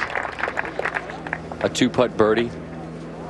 Both Scott and Snedeker birdie the 7th, as you would expect. One of the easier holes out here. Yeah, he's got Tiger's old caddy and Tiger's old swing. It goes way back to the days at UNLV with Coach Harmon to 9. And Paul Lawrie on the tee. It's a short 149 yards from the elevated tee. A little tiny breeze at the back. Tonight's on Judy, just 7 pars and a bogey for Lawrie. Hasn't done much thus far. Here in this third round, 3 under pars. Currently tied for 9th. Paul Lawrie, the champion from '99, Pacific Life. Highlights earlier today on the 9th. This was a treat to say the least. I mentioned Paul McGinley had a hole-in-one here back in '96, and if you remember seeing that, the shot hit by Anaban Lahiri is virtually identical to the McGinley hole-in-one in '96. The hole is in almost the exact same location. It came off the shoulder of the bunker and in for a hole-in-one. Big highlight for Lahiri from India, who had a very good round on this day. We're up at 18 watching Zach Johnson. Lahiri shot even par 70. It's tied for 21st. This man is the best round of the day going. Come on. If you tuned in earlier, Ricky Fowler said it doesn't even look like the hole's cut on the green back there. Oh, what a shot for Zach Johnson. He said it was almost disturbing. It looked like it just fell off behind the green, and then flag was just stuck out there in the middle of nowhere. And Zach is dialed in on yardages. This will be for his 6th birdie of the day. He's got a couple of bogeys, but around a 66 will be the best of this third round. Put Zach Johnson with a late afternoon start on Championship Sunday. Temperatures in the low to mid 60s. It feels a bit warmer than that. Anything feels good to these people with the sun being out. It has been such a rainy entire season, but the jet stream's moving a little bit north. They're hoping for warmer, drier weather when London, 4 hours away, hosts the Olympics. It's a good day for play here at Lytham, the Open Championship. While we're away, Adam Scott on 18.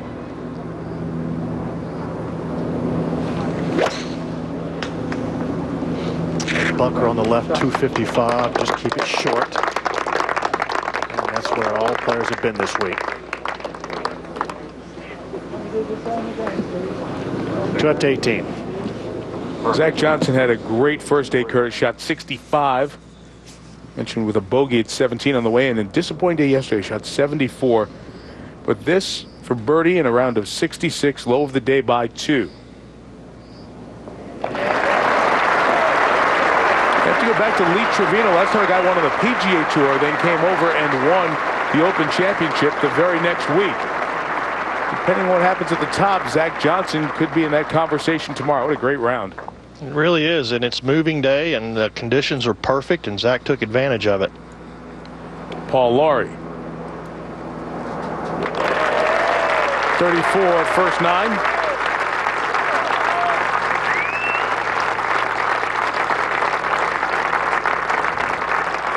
Back to 8. And this birdie putt for Olesen. Down the hill. Billy? Well, coming off the birdie at 7, certainly unexpected. Trying to get back to the par for the day, and how about that? Oh, he has really held it together. He really has. Curtis back-to-back 30s, now back to even par, 500 for the championship. He said he wanted to play with Tiger Woods. Sometimes you better be careful what you wish for, but so far, handle it very nicely. Yeah, Casey Wittenberg got paired with Tiger at the U.S. Open and played well. Ended up beating him. And Woods made par there at 8, so here we are live on the tee of the 9th. Yeah, this pretty much just a controlled pitching wedge right here. Just come up short with that false front.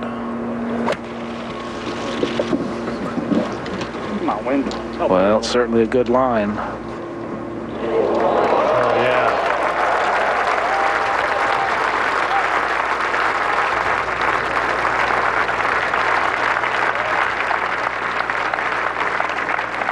So Woods, who certainly struggled a bit earlier on in this round compared to that U.S. Open third round you talked about, Paul, where he had the lead up there after 36 holes and then had the disappointing start, 4 bogeys first 8 holes. Might have been on the same road here, but has righted it in this stretch of 6 through 9. Let's go back to our last group at 8. And the second for our leader. Adam Scott has 162 yards. Really a nice angle. Very, very dangerous right front hole location. A little bit short of this green. He'll roll 30 yards back off the green. A little bit to the right. He'll catch this bunker on the right.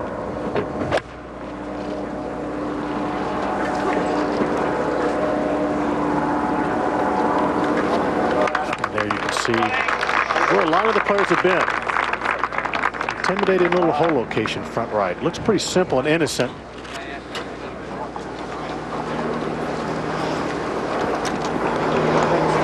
And Andy,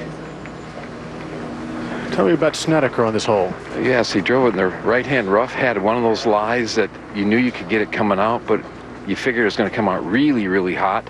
He knew he couldn't be short of this green, so he carried it up in the middle of the green. It had no spin on it at all, and it's back up against the bleachers. Well, we said earlier, you know, he might not play his best round today. A lot of pressure, but very emotional young man. He has to keep his emotions in check. Not too high, not too low. Ernie Els for a birdie here on 11 to get to 6 under par. And after an indifferent third, he's got about 40 feet with severe slope off this bunker. That's right to left. That's racing past, Olin. It was a very difficult putt. He laid the sod on that third shot. It was not a good Ernie Els performance. Yeah, the greens are really kind of subtle this week. That's one of the first big breakers. One of the few big breakers you're going to see out here. That's a good point, Zinger. There are very few greens out here that look like the St. Andrews greens. They're flat. You can make putts. Right now, Adam Scott making his share. He leads the way. Round 3 of the Open. Live at the green at 9. Tiger for birdie to get within 3 of the lead. Maybe a little movement to the right.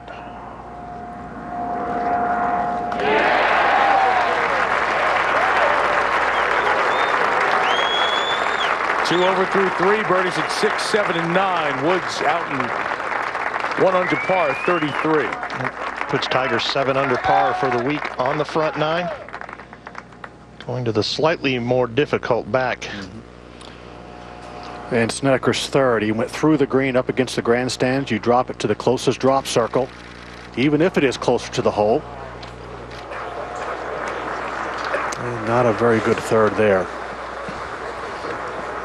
To 11. Ernie Els. 4 par. This is big. Missed a short one on 16, short one on 17 yesterday. As Paul was mentioning earlier, a bunch of close misses. Needs these types of putts to remain right there, digging his heels and stay within earshot of the lead, and he does. 2 under for the day, 5 under for the championship. Number 26 in the world, 30-year-old American Billy Haas. A good second 9 for Bill Haas today. He has dropped a shot on the first hole, then played the rest of the front 9 1 under. A couple of birdies, a couple of close opportunities, and almost made another one here at 18. He is bogey-free on the second 9 thus far this week, and he's going to get in today with a round of 68, assuming he makes that. Looks like he's going to mark the Then have Bill Haas at 3 under par. That right now is tied for 10th. One of the good players on tour. Won at Riviera earlier this year. To 8. And Brandt Snedeker for par. Down the hill, left to right.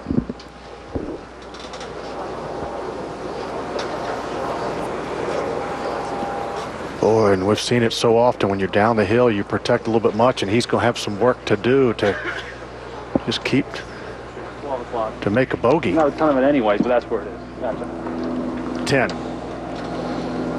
Tiger Woods on the tee at the 387 yard. Yeah, going with 3 metal.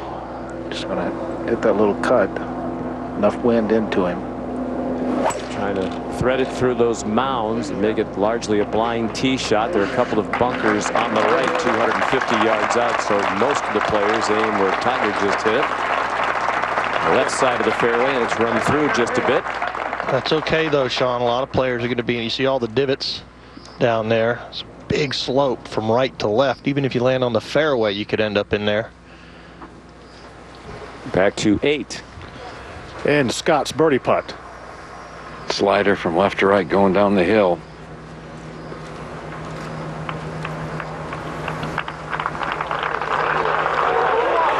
Look out. Hello. And that takes him to 11 under and increases his lead to 2.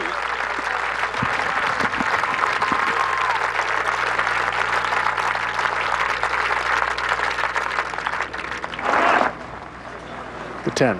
And just ahead of the Tiger Woods group, live on the green, is Matt Kuchar for birdie, one of the best shots of the day we've seen here at 10. Looks like he just has to get it rolling straight downhill. To get to 5 under and a tie for 4th. Not hard enough. Decent line or a little harder, one or the other. A little higher, a little harder. Matt Kuchar played the first 2 rounds alongside Adam Scott. He said he really liked Adam's chances with the way he played the first 2 days, and that looks prophetic the way Adam's playing again today. 2-8. Ticklish little bogey putt. All right.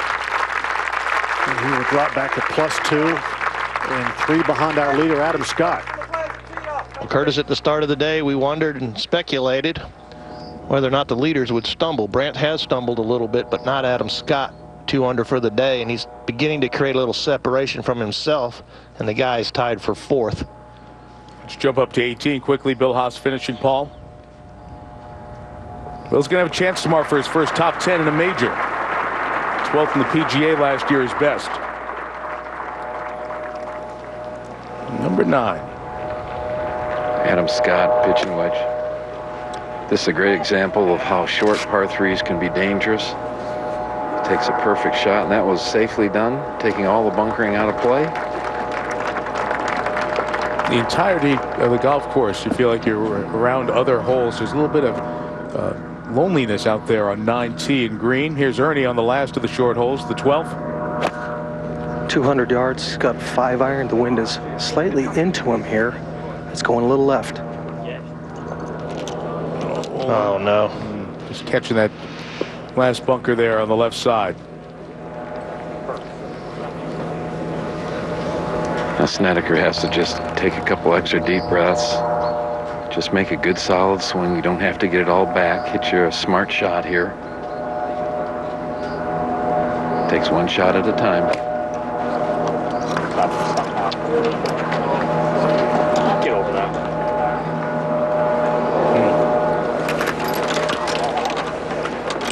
And it was so dialed in for 40 holes and seemed to be going so well. And just short on that par 3, the 5th. Makes bogey there, then finds his first bunker and continues to back up, and all of a sudden Brandt Snedeker 2 over today. There you see it. If you're back in the Midwest and hang out in Chicago, you've been to Wrigley Field, that kind of feel, the neighborhood right around the edge of the property here, the golf course on the 9th. The rail station up there towards the middle top left portion of your screen. Open Championship continues from Royal Lytham in St. Anne's. Last group's getting to the 9th hole here on day 3 of the Open Championship. With you at 6 a.m. tomorrow on Championship Sunday. See the third major champion of the year crowned. Over to the ninth, and Adam Scott, our leader by 3. After a very safe tee shot, about 35 feet putting across the green. It's been common from that spot so far today at the 149-yard hole. Yeah, I think when you're 3 shots ahead, you should hit it over there on number 9. 10. And a blind second for Tiger Woods from 102. Yeah, just trying to control the spin out of this first cut of rough from 102 yards. Hole high. About 25 feet for another birdie for Woods, who's now 4 behind the leader, Adam Scott. And with Snedeker wobbling, looming is the storyline perhaps tomorrow. Woods and Scott together with Stevie on Adam Scott's bag. Yeah, Steve Williams, Tiger's old caddy. Ernie 4-3.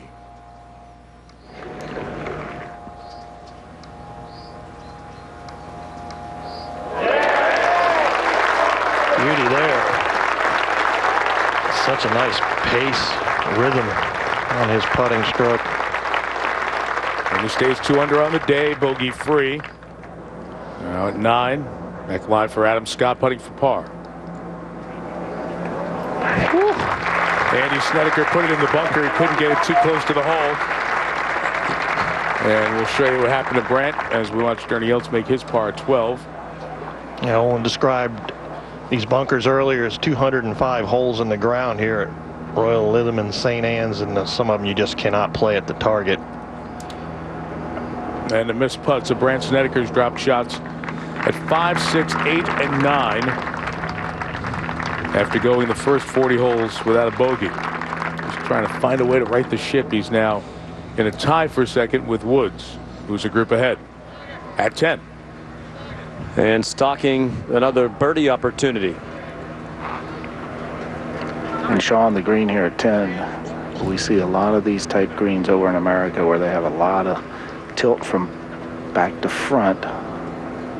This putt the Tiger has coming across the green probably is going to have as much break in it as any putt he'll have today. And the back 9 has proven to be difficult for Tiger.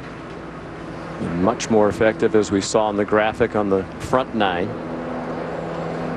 I think Tiger played a smart shot here. There's a lot of trouble to the left. It's a mown area that runs way off. Every now and then maybe you hole a bomb. And oh so close to his 4th birdie in 5 holes. Now Adam Scott, our leader, on the tee. This ball started out to the right. Is it turning enough? Oh boy, Andy, he's hit it in the bunker. That's the first 2 bunkers on the course that are blind to the player's eye. You certainly know they're there. A little grit of the teeth, kind of a grimace from Adam Scott. That will be likely 40, 50-yard advance forward is about all. Yeah, that's a big miss, Paul. We've seen very few balls in those bunkers. Players know they're there even though they can't see them from the tee. And most play to the left. There's a good look at the 9th green as pan down to the 10th tee. Players taking more club off this tee today, Sean, just because of that slight breeze into them. Ordinarily, with this prevailing wind, which we do have today, it's generally blowing a lot stronger than it is, and this is where you turn back toward the clubhouse, and the course generally gets much more difficult in the usual wind. It's not blowing hard for the 3rd day in a row. Olson now for par.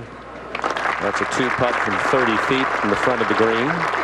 He really gathered himself there. That nice save for bogey on 6. It looked like it was just going to all go away.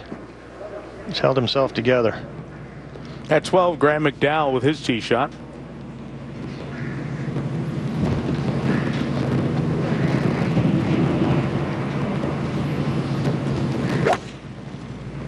McDowell, 200 yards on the 12th. That pin cut way in the back right corner. Good 5-iron there. You know what? We always complain about pace of play with guys on tour and watching and setting a poor example. You know, that last group played in an hour 52 for 9 holes. It's really refreshing to watch. Yeah, it is. Playing well here today. Good pace. 13. And the drivable par 4, dogleg to the right. Ernie's going at it. Move the tee up 15 yards to entice these players. And he won't like that. That is deep. That's the chance you take to 11. Par 5, iron in hand. And Scott, I can't disagree, especially with the wind direction. You take the bunkers out of play. Needs to take the rough out of play. That's what he found here yesterday and made a mess. First 36 holes, Tiger only missed 2 fairways, and he bogeyed both of those holes. Just like you said, guys, get that right bunker out of play. And actually, that would have reached. He does. How about Olesen? This young guy on the tee. Back of the hat says T.O. He did not come with it. Did not come with his popcorn ready. He was not a spectator today. He's out here to play. And he hasn't needed a T.O., right? No, good for him. You know, he's only 22, but don't forget he's won on the European Tour, and he's a professional golfer. You know, he's got some game. And as this game reminds us often, just because it's not a household name doesn't mean that it's not a player who's got some game and some belief. You see the shot shape there. Did it make the fairway? Not quite. But this is a 3-shot hole, not an easy hole. To 10 quickly. Adam Scott out of that fairway bunker. Still a lot of work to do. The leader by 4 at the moment over Tiger Woods and Brandt Snedeker. And hasn't made a bogey since the 3rd hole yesterday. Kuchar's 3rd here on 11. Played way back off the tee, a 3-wood to this point, and now an 8-iron, 144 yards. That's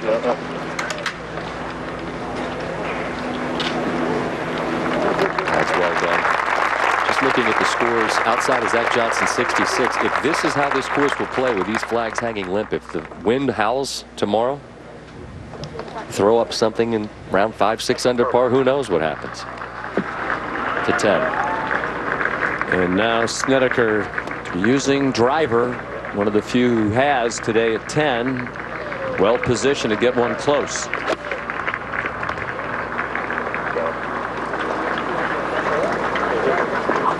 Cup.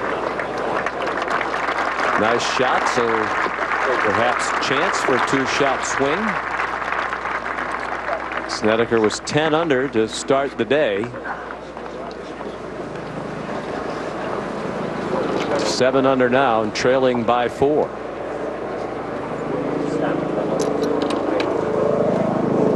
And now tied with Tiger Woods. Let's go over to 17. Mark Calcavecchia for birdie. Had it rolling in the middle of his round.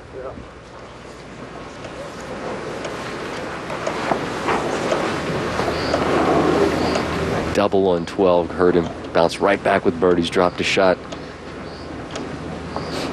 on 15. Par here. Still, Calcavecchia tied for 12th at the moment. Back to our leader. Adam Scott from 94 yards.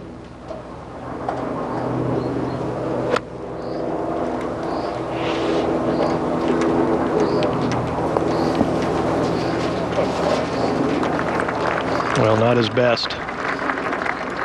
And Paul, I know it's a par at 9, but even that was a little bit shaky at a hole the field has been taking advantage of today. Played well away from the pin. A couple of tentative putts. And now a couple of shaky moments here at the 10th. But still in possession of a 4-shot lead at the Open Championship. Now, you'll see it here on ESPN. To our last group of 10.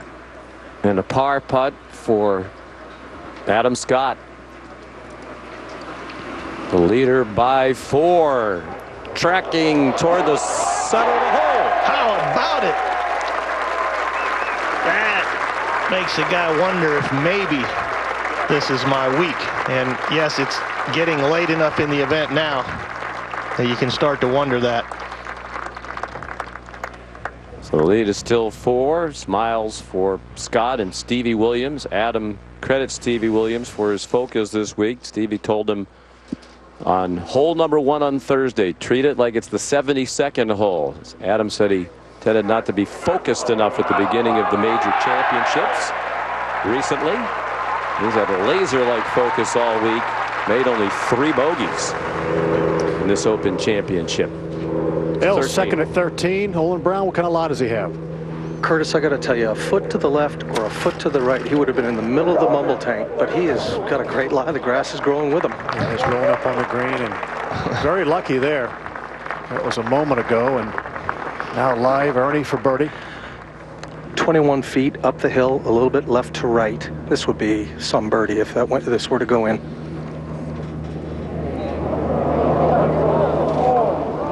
And he will stay at -5. Like the play to go at the green, though. Got to make something happen.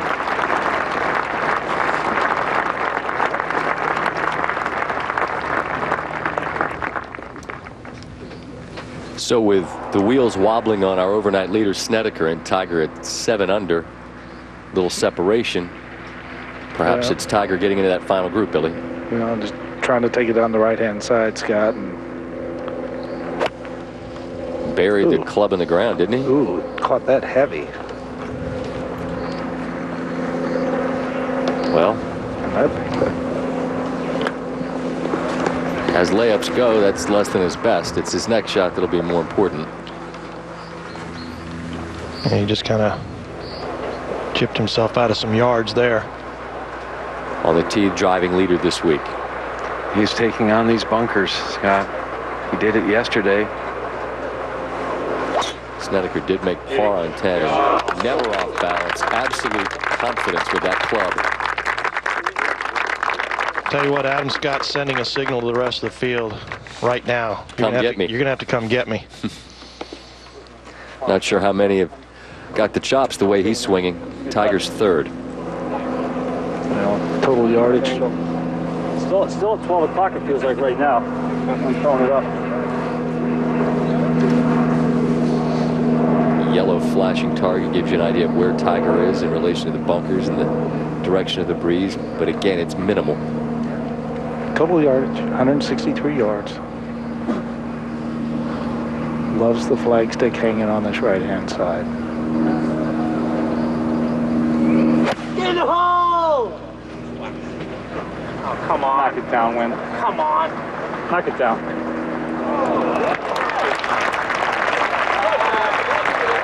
Settle down. Clearly he and his caddy Joe LaCava were expecting it to get knocked down by the wind a bit. While this was going on back on the tee,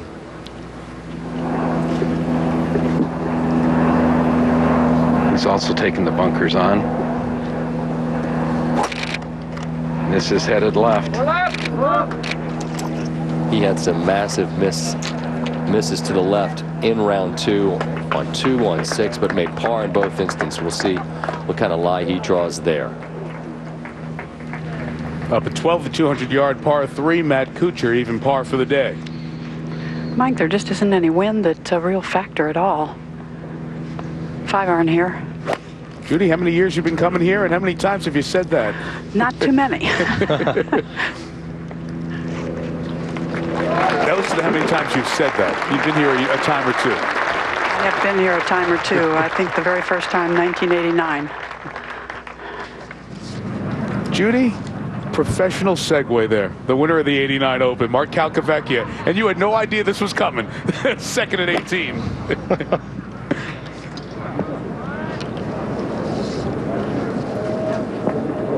Oh boy, get down in there. That'll be tough. It's going to be on the downslope, and the green will run away. 14.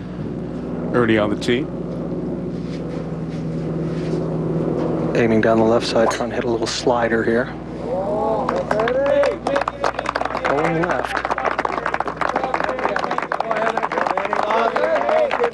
There's thick rough over there. You can just see the arm of the marshal behind that tree on the left-hand side. So Ernie, who, as Olin told you, is a step away either way from a terrible lie at 13, salvaged it there. See what he finds at 14. Adam Scott going to stay up there and keep the cushion. Somebody make a push toward him. It's day 3 of the Open Championship. It's the second 9. Time to start thinking about who's going to be close to winning. Chip for Tiger to try to move into solo second. Yeah, he was a little surprised this ball was over the green, but just kind of flip it up onto the green. That's racing past. I think he's a little disappointed. I think it went the other way that he was anticipating, Scott. Yeah, to 14. Let's see what Ernie found down there. Well, once again, Mike, he has missed the fairway here, and right around his ball is some fairly thick stuff, but he has again drawn a, well, not a terrific lie, a favorable one where I believe he can advance the ball up on the green. He's got 155 yards to the pin. He's going to have to play just to the right of it. Olin Brown, U.S. Senior Open champ a year and a few weeks ago. Out there watching Ernie. Thank you. You think back, Ben Crenshaw comes to mind. 42 front and 13, 55.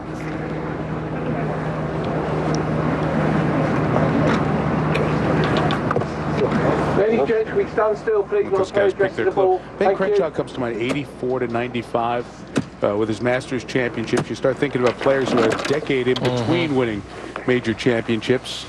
Hale Irwin. Irwin won 3 different decades, and Ernie would be trying to win a major championship in a 3rd decade after winning those U.S. Opens in the 90s and this championship 10 years ago.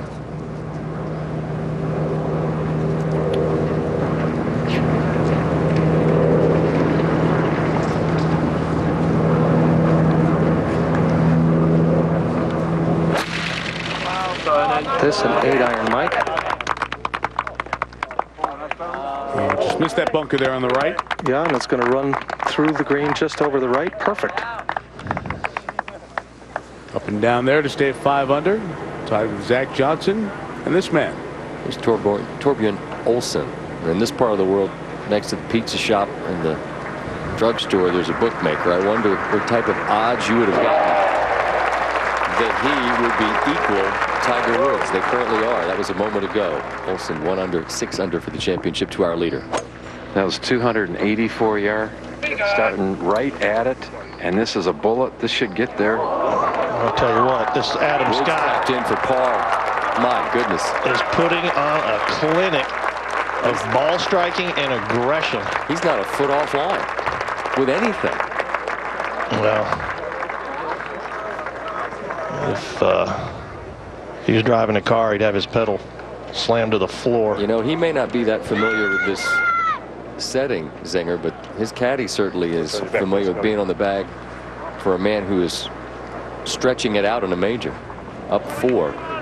Another look at this one. What a golf swing he has. And his rhythm has been just phenomenal. Well, this will be a cool look.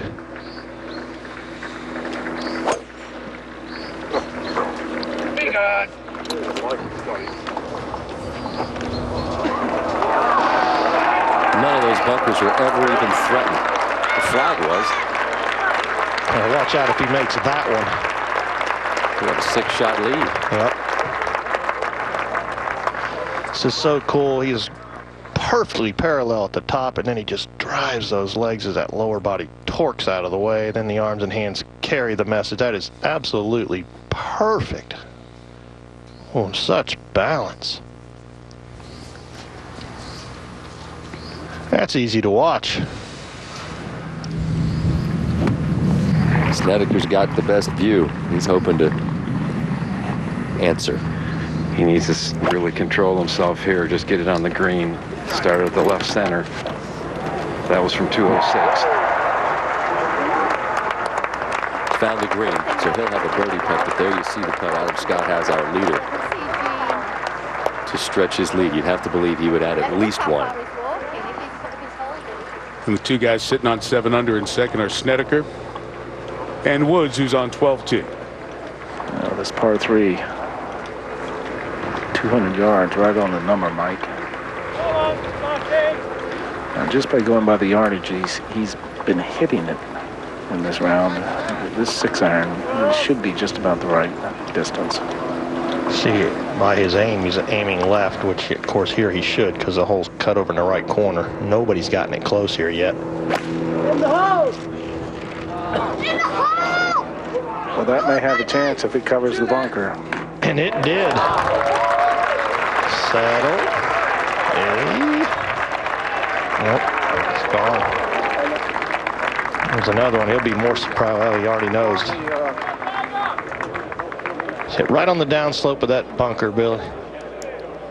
Matt Kuchar, Paul Laurie in the group ahead both made par, by the way.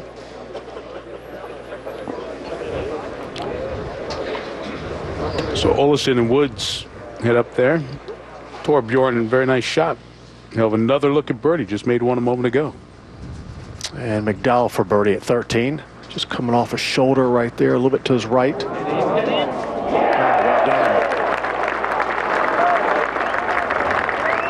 And he moves to -5. There you see Zach Johnson with a great round, 66 in the clubhouse. Up at 14, third shot for Ernie Els at the par 4. Yeah, Mike. Shot complicated here by being up against the fringe of the rough. Normally he'd putt this, but he's elected to chip it. Yeah, it's perhaps why the speed was a little tougher to judge there, Paul. Yeah, and you can see it runs away there a little bit by how slowly that ball kept going. Fans settling in, those seats in the grandstand at 18. Some of those empty seats, those are reserved seats later on today, and then certainly tomorrow, those will be all full. Get a little snapshot of the latest bit of golf history.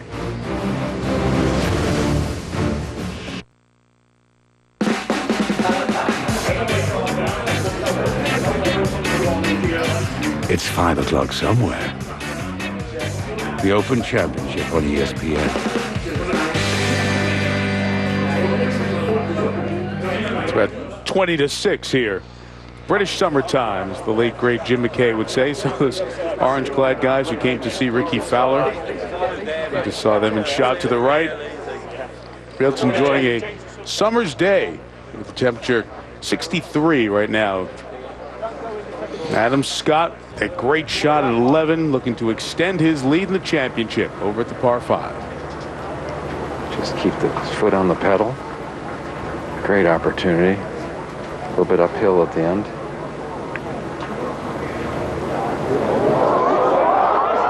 You called it, Andy.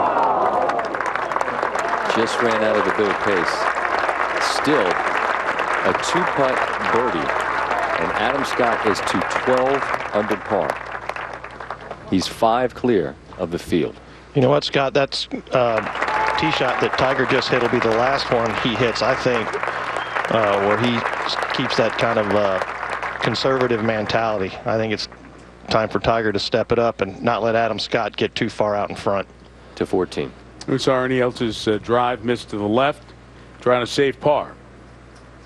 Got to put up the ridge here, Mike, right to left. Tough to get the right speed. And now all and only Adam Scott is bogey free on his round today. It's the first dropped shot for Ernie. And 2 birdies, everything else apart at that point.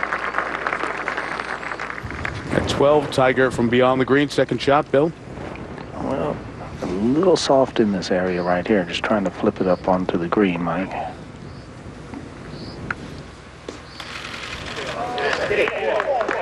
Yeah, that's nicely done. Hey, Tiger will know when he gets to 13, which has been drivable, but he's now 5 shots back of Adam Scott. Curious to see if Tiger changes his game plan on that hole.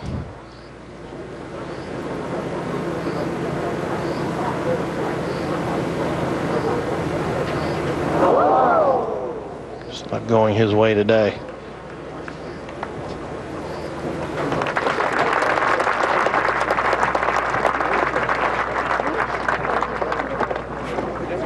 It's got to feel awful for Brandt. It's 5 bogeys last 7 holes.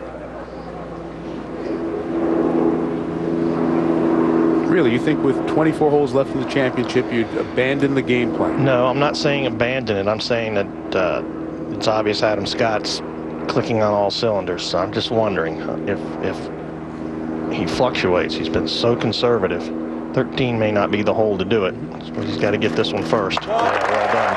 13 may not be the hole to do it, Mike, because he's going to get to hit a wedge second shot or a little sand wedge. But he can also drive that green on 13. Yeah, but you're thinking you would do it today. You wouldn't wait till tomorrow to see what's going on at that point. It would give Scott a chance to drop a few on the way in. If you're 5 shots behind Adam Scott at the end of the day, I don't think it's too tall an order the way he's playing. It's great perspective how a player thinks. Before this, Torbjorn Olesen, after his nice tee shot. Doesn't make birdie, but Olesen will make another par and stay 6 back. Torbjorn's his middle name. First name is Jacob. This guy's name is Leader, Adam Scott. 200 yards, 190 to carry that bunker in the right.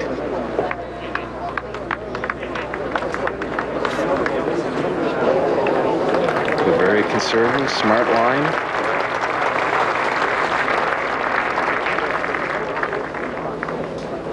Five shots clear of Woods, Olsen, and Snedeker are the players now in third as we go to Curtis at 50. And the 3-wood tee shot for Ernie Els. 7 fairway bunkers guard this area. 270 yards is all he's looking for here, Curtis. And that perfectly placed. Third hardest hole on the golf course. Now up to 18. And the finish for Mark Calcavecchia.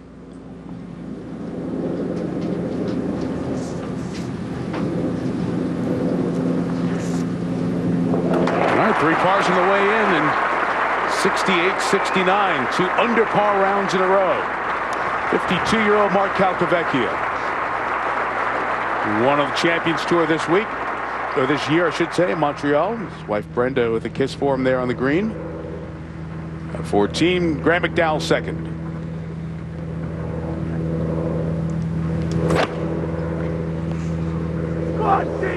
Stay left. Stay left.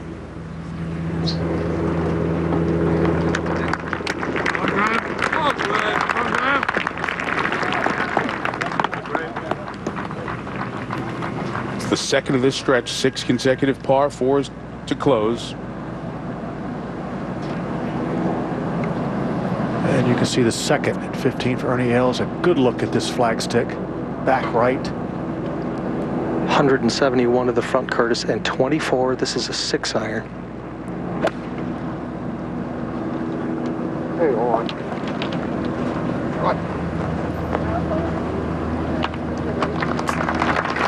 And he'll just be somewhat pleased with that.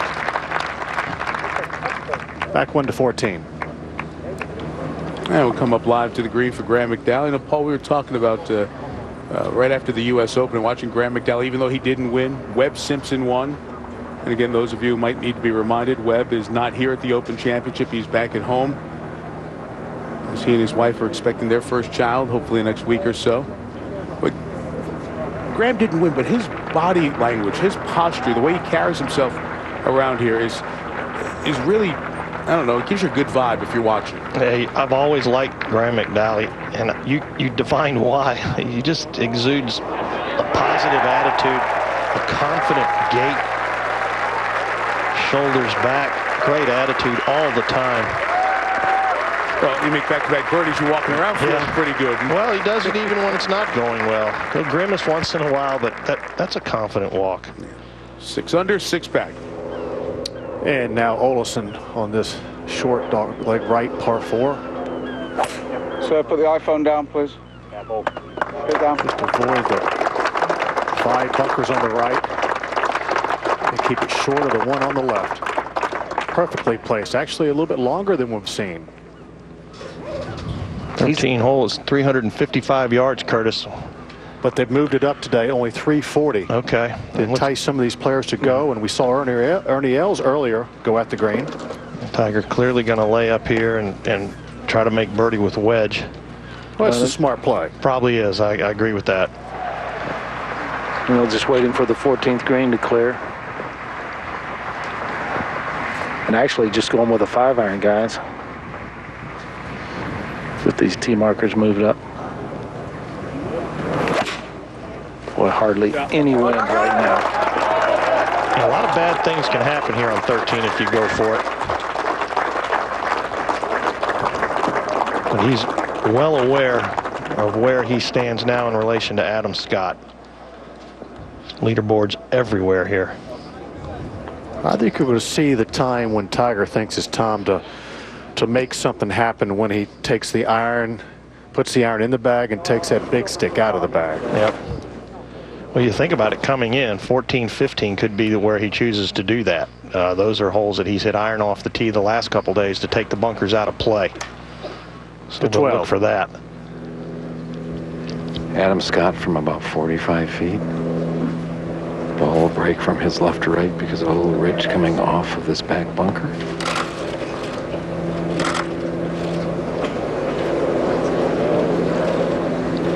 He's got a little bit of work left. He's had a couple putts today where he's left himself a little work and handled them pretty easily.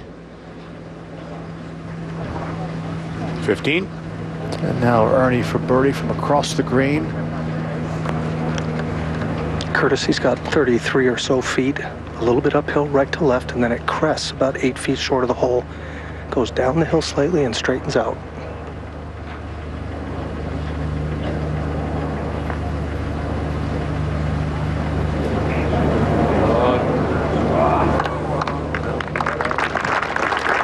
Okay. About as well as you'll see a ball ever roll on a links green. There you see a lot of good look at these greens. It's not one putt that you have one solid, consistent break. All little bumps and mounds and hollows, but subtle in every green. I always thought they were tough to read. Yeah, the littler kind of humps and mounds make it tricky because there's so many of them between you and the hole. To 12. And that worked that Adam Scott left for par. Yeah, this is about 3 feet, Mike. I tell you, I think the putt he made back at the very first hole for par really set up this round after playing a great bunker shot from a horrible lie after a so-so start. All right. Safely in. Brad Snedeker also made a 3, a par here at the 12th.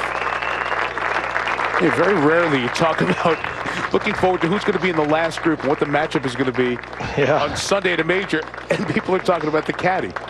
Well, it's a heck of a story, really. The fact that Tiger and his caddy split with the animosity there, and you know, it'll be a story.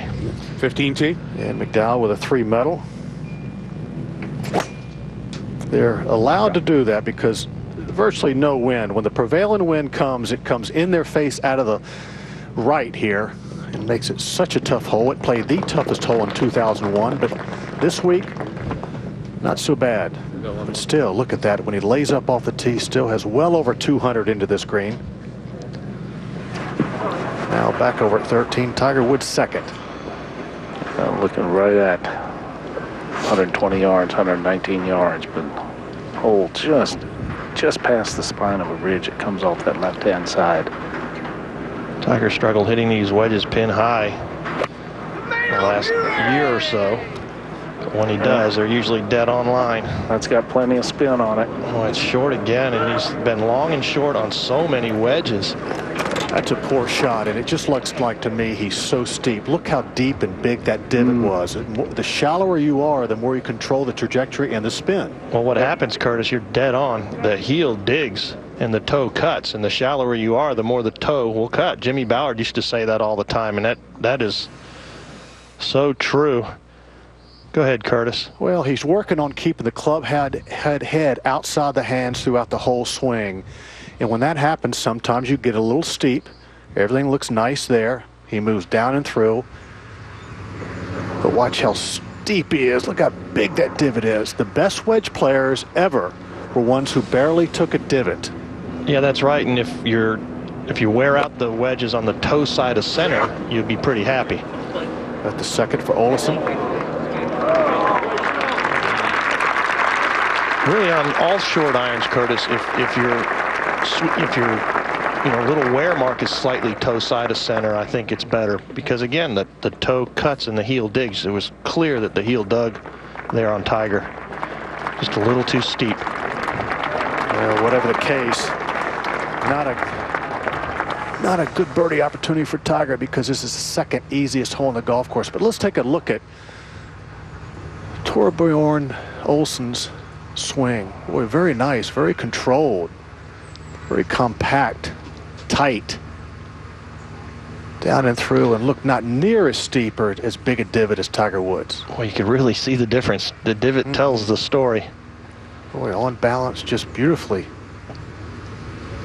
Of course, he's long on that one, though. He didn't hit it pin high, and that's really the strength of the great wedge players like Luke Donald, Zach Johnson, and Steve Stricker types. They get it in there even with the hole. You know, we've played here in the past. I played 2 Open Championships here, and once again, the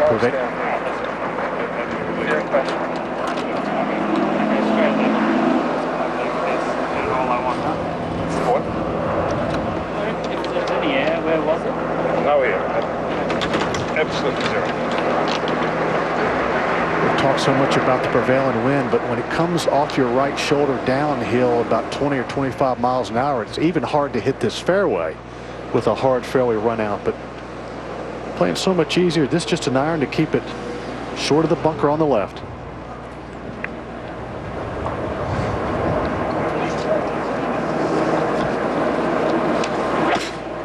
And the first bunker on the left is 255 yards to reach it. Yeah, he's way short of that. Yeah, perfectly placed. Now up to the green, Tiger Woods from just off the edge. Yeah, and right at about 30 feet, Curtis, and uphill. This putt's going to be pretty slow. And when it loses speed, it should move a little bit to his right.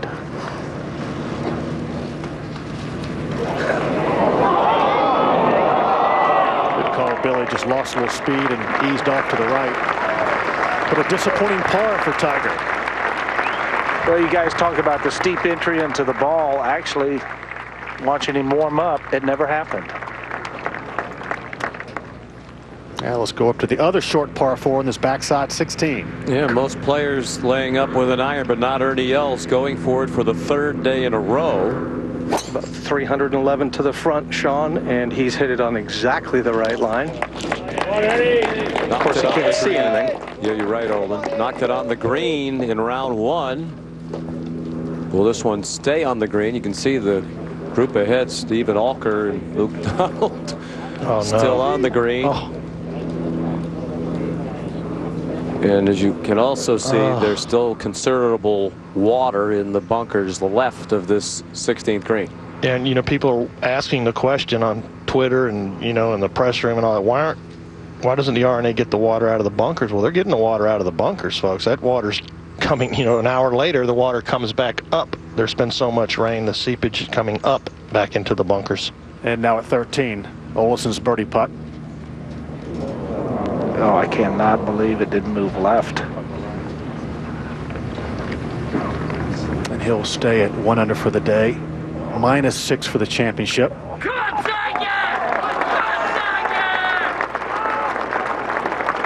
There you see it.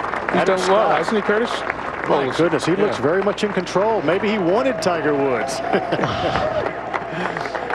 How long have we heard Tiger talk about the generations coming? You know, he's always said, I want to get better. That's why I'm changing my swing, because I know there's new, good, young players always coming up. Now McDowell at 15, who laid so far back. This is a hybrid. He made this hole a little bit tougher than he should have. But he didn't look like he liked it, but what an excellent golf shot.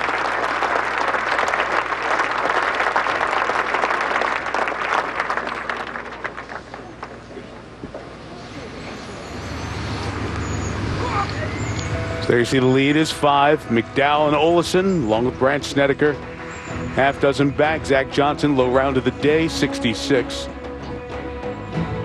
Adam Scott on Thursday, and then Snedeker on Friday. Championship low rounds at 64. Matt Kuchar just dropped a shot at 13 to fall back to 3 under par. I mentioned the good days for Americans Billy Haas and Bubba Watson. Gave 3 back in a 2-hole stretch. It's the Adam Scott story right now, the leader by 5 at Royal Lytham in St. Anne's.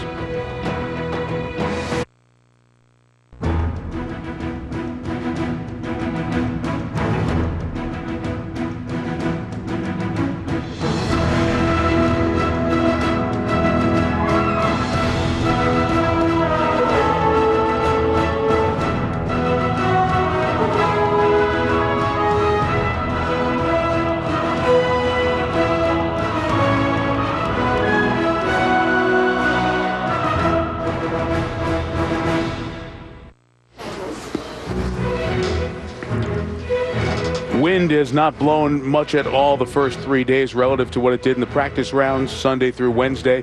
There is a forecast for the wind to blow 20-25 miles per hour as the leaders get set to tee off tomorrow, and to come from an opposite direction that it did most of the week. Not the prevailing wind, but the other wind. It hasn't blown from the southwest since Friday.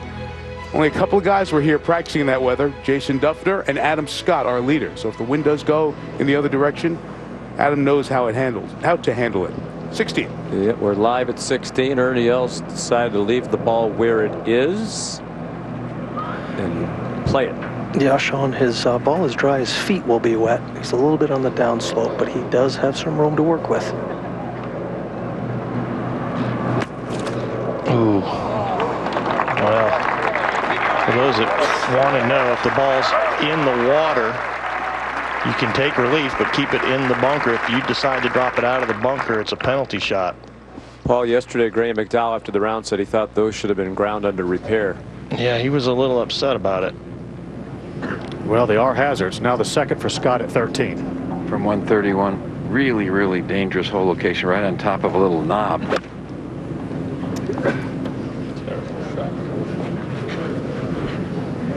Easy. That goes off to the left. Not a very good shot for Adam there. 14T, another iron for Tiger. Going with the 2-iron, Mike, and so calm right now. It's a good one right there. Low, stinging, hard, center. Billy, in the break, Curtis and I were talking about whether or not Tiger can even hit any woods coming in with the way the holes are set up. I think his game plan is such that he's forced to stick to it because of the nature of the course and the risk reward of putting it in one of those bunkers. Well, I think the calmness of the weather also affords him the chance to go ahead and stay to his game plan. Now lower at 15 quickly. McDowell's birdie putt just sliding off to the right. Looks like we just saw Ernie Els. He'll tap that in and remain at -6. Within striking distance. The players behind Adam Scott just have to think that he cannot continue to play at this level. Now let's go back over to Adam Scott at 13. Curtis, it's like the mindset on a basketball team. If a team comes out and makes 15 out of its first 20, you got to figure out they're going to slow down at some point in time. But you hope so. Watching Adam, it doesn't look like it right now. He's solid in every aspect of his game, and you know, here's another putt that's only about 15 feet. Well, in golf, as you all know, watching, there's no defense, and there's no nothing you can do about the other guy. You got to hope he makes mistakes, or you got to do some great things. Well, this wasn't for the way he's playing, this was not a very good second shot, and has some work left for his par. The 16. Ernie Els was over the putt, then stepped away, took one more look at it. About 15 feet for another birdie to get to 5 under.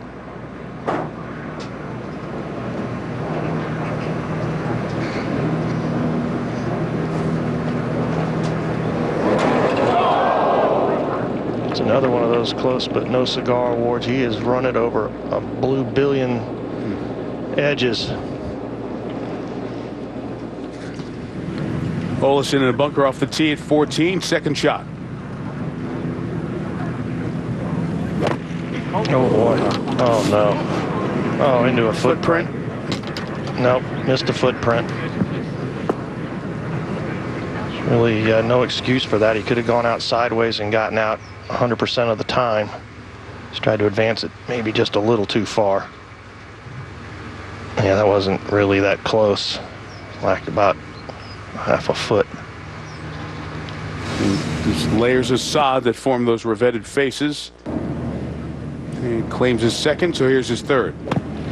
Oh, that was close, but he's out.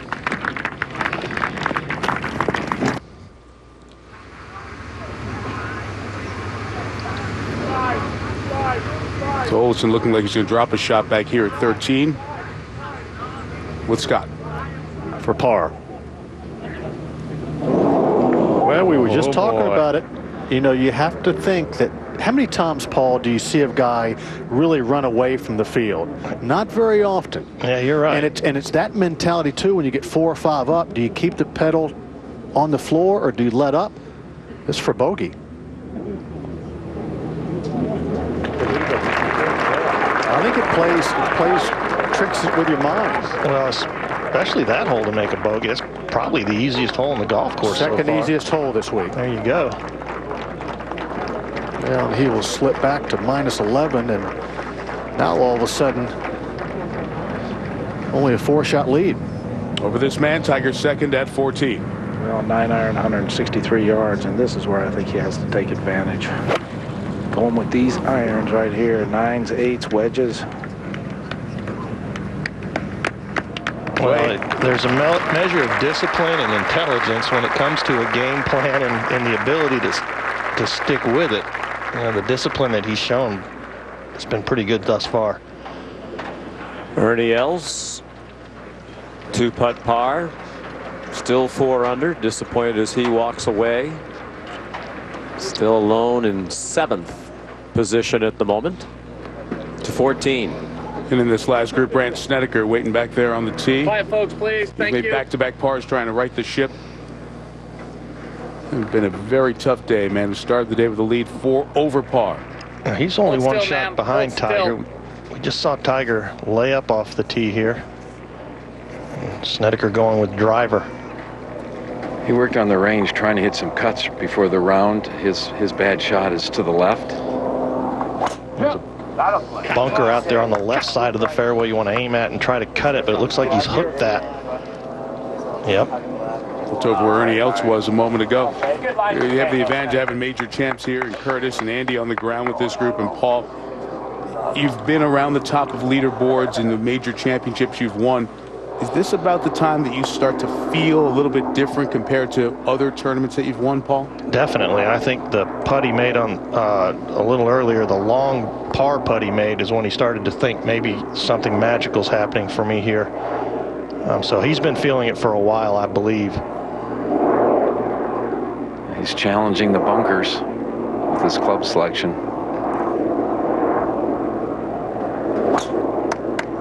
Well, they're very much in play if he miscues this. Not at all, though. That's ideal. Andy, did you feel the same thing late on this Saturday when you saw your name up there, first few spots on the leaderboard? Well, you know, I think the biggest thing is, we've talked about patience in major championships. It's so important. Just keep your head down and keep grinding. I mean, this is all about grinding right now. It's not how pretty it is. It's about trying to make scores and just keep getting rid of holes. Make a par and get rid of a hole. Maybe get in a par 5 and make a birdie and get rid of that hole.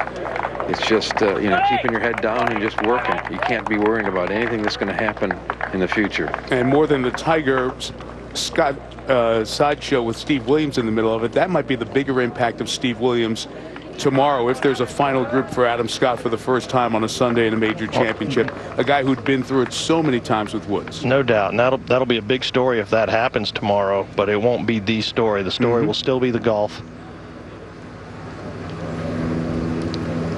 So the bogey tightens it up to 4. Woods with a birdie look at the 14th.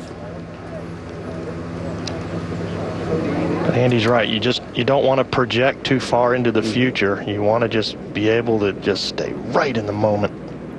Conscious of every walking pace. Tiger's giving this his full attention, Billy. Well, that he has, Paul, and brought in Joe LaCava to look at it. And a little downhill at the beginning, but I think it's got a little twist to the right at the end. Great opportunity here, though.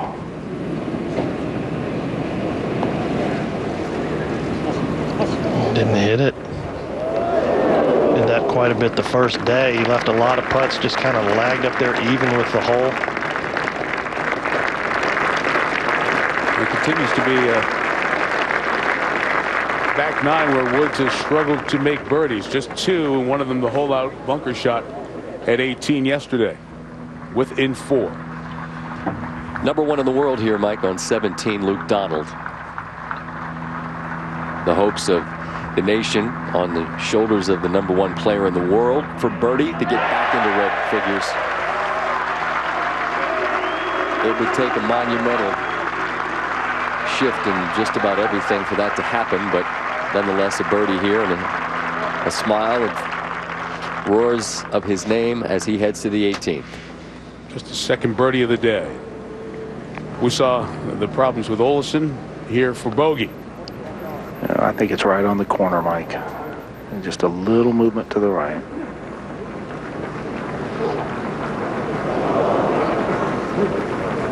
Kind of thinking the same thing. Had a second peek back at it, Billy. It's a couple of putts that you both read very similar way.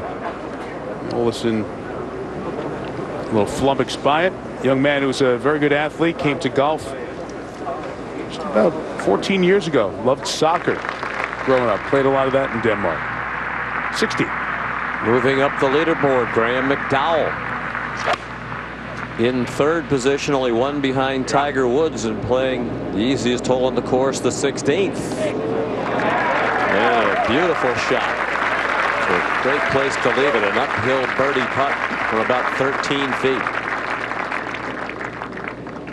He's played the last 6 holes in 3 under par. Back to 14. Top of that, just right of the grandstand, between the flag and the bunker. Just getting Brandt Snedeker an aiming point as he looks at that lie. Second shot. The lie's not very good. 170 yards. He's got to just get this, make sure he carries it over the cross bunkers. Fluffed.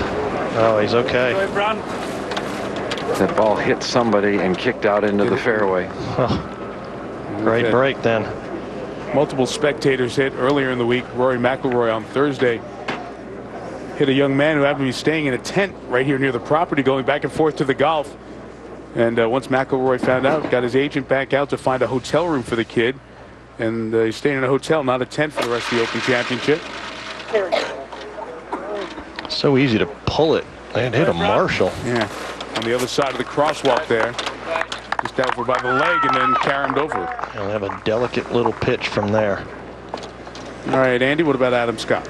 Well, after just a nice little pitch down the fairway that went 333 yards, 105. I mean, this is now a birdie hole. Well, he's still in attack mode. And, you know, the key to being in attack mode is being able to execute, and he's done it fantastically today, except for the last hole. It's got to get going. Take a little hop. That's going to have spin. We talk about how rare that is in those shots. We mentioned before, all the rain, things are so green. It's usually biscuit brown as the color. Balls bouncing and springing forward. Not the Open Championship this year. 50. And that's the tee shot for Tiger. Well, just went with a 3-iron, Curtis, trying to stay short of the bunker down the left. Well, he really has no option here as you see him in the short grass on the left, because beyond that bunker at 255, it pinches into 18 yards wide, so almost impossible to drive it in that area. And there you see 228 to the hole. 17. Ernie Els second. This is not an easy hole, but it's as easy as it's played all week. Sorry, Scotty, 166 yards. Ernie's got an 8, and he wants to dial one in here. There is not a breath of wind right now. Dial it, he did. Beautiful shot, hole high. He'll have a chance to get back to 5 under par and into the top 5.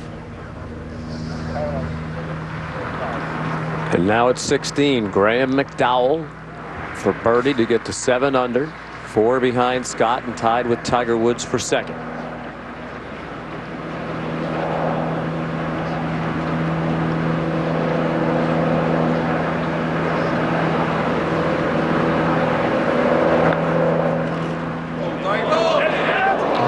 Not enough, a little uphill. McDowell played college golf at Alabama Birmingham, played against Brandt Snedeker regularly, and they're friends. McDowell said last night, Brandt's a great guy and would love to have a late tee time on Sunday with him. They would be paired together tomorrow in the second to last group if it ended the way the scoreboard reads right now. Well, that's a big fat chunk right there. Those shots inside that full swing zone really you have to work hard at them, Mike, and some guys are just uncomfortable in there because they haven't spent enough time Dave Pelz has always referred to that as the finesse zone, anything less than a full swing. And the guys that are great at those shots can really create some separation for themselves. And then when your confidence is shaken and you have not played well after playing so well, not making a bogey for... Right. We didn't see the lie either. You know, maybe it was kind of mucky in there, but he's got to dial this one in right here. That's better. So to drop a shot here, you saw the black ribbon on his visor. Brant, some of the other Americans putting black ribbons on their visors or shirts somewhere with thoughts of the tragedy in Aurora, Colorado, back some 36 hours ago. When you were talking about that in the opening, I had a smile on my face, which I feel horrible about. But I had my sunglasses on in the opening and had these guys pull them off right before we came back on camera, and I really wasn't hearing you. And but our heart, goes out to those folks, and our thoughts and prayers. Yeah, it was the top story in the news here in the UK all day and night yesterday as well. Made international news so sadly and so tragically. Class move by class guy Brant here today. All right, back to our leader, Adam Scott. He had so much spin on that sand wedge, the ball actually spun back up a hill off the green, but left with only about 18 feet, still very makeable. So many of the holes today cut on little ridges and stuff, and here's another one. Ball might go just right at the end.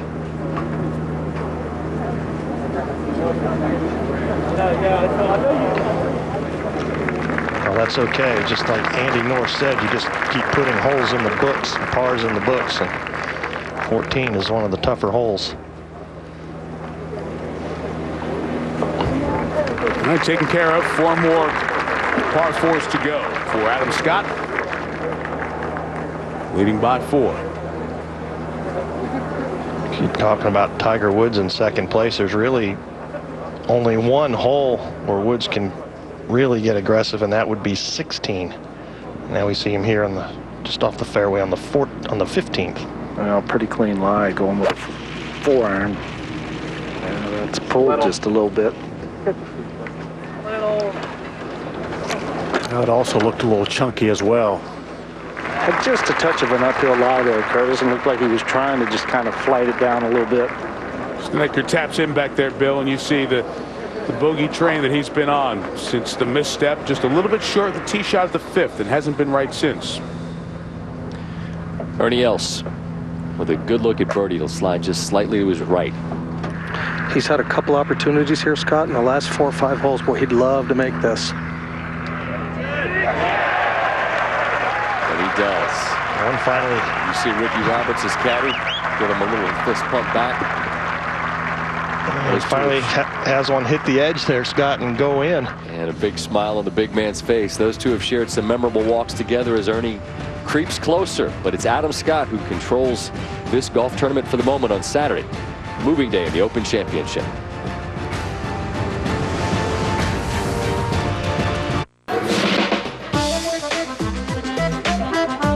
Just because it's early doesn't mean you should deprive yourself of every sporting event's best friend. Go on, get a beer. Why, you'd be almost insulting the memory of Bobby Jones if you refused. Would you want to insult Bobby Jones? You know what? Get 2. It is 1:15 back home, or 10:15 on the West Coast, depending which side of the country you're on. It's after dinner time here. It's 6:15 at the Open Championship. It's where Bobby Jones won by 2 shots back in 1926. One of 2 ticker tape parades that Bobby Jones received in his career within a 5-year stretch after that victory here. Let's go to 15. And the third for Tiger Woods, probably 2 steps off the green. Tried this back on number 3, Curtis, and 3-putted. Took 3.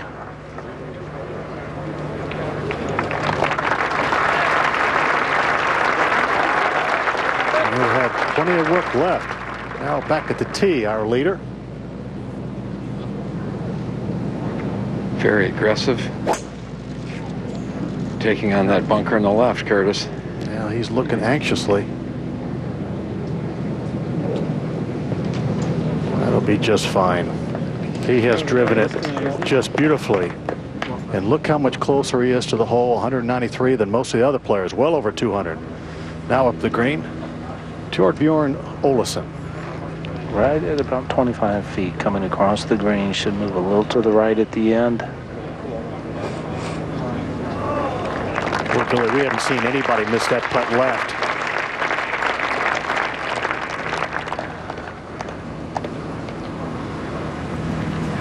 Now over 17. Second for McDowell.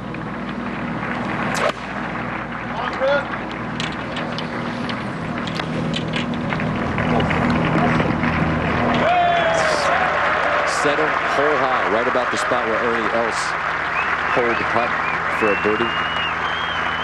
Famed 17th, 19 bunkers here. They've not gotten much play today. This can be a bearable hole, but it's as tame as it can play with the wind absolutely down. Yeah, back at 15 green, Tiger Woods looking over this 4.5 or 5 footer for par. And you know, he hasn't played.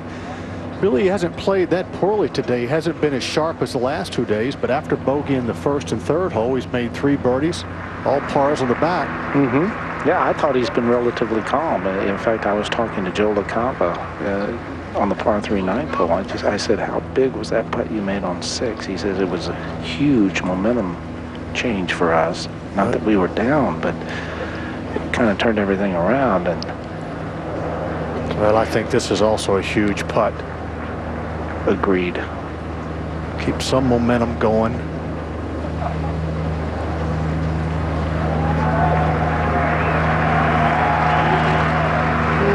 He's missed every putt that he has missed today to the left.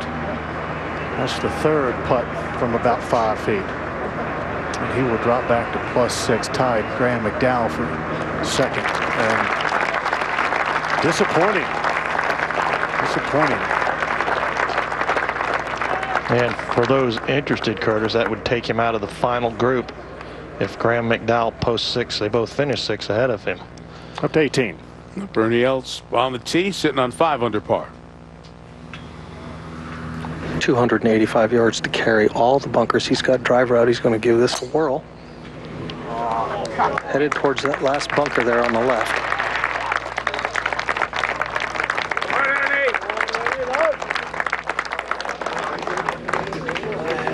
No problem.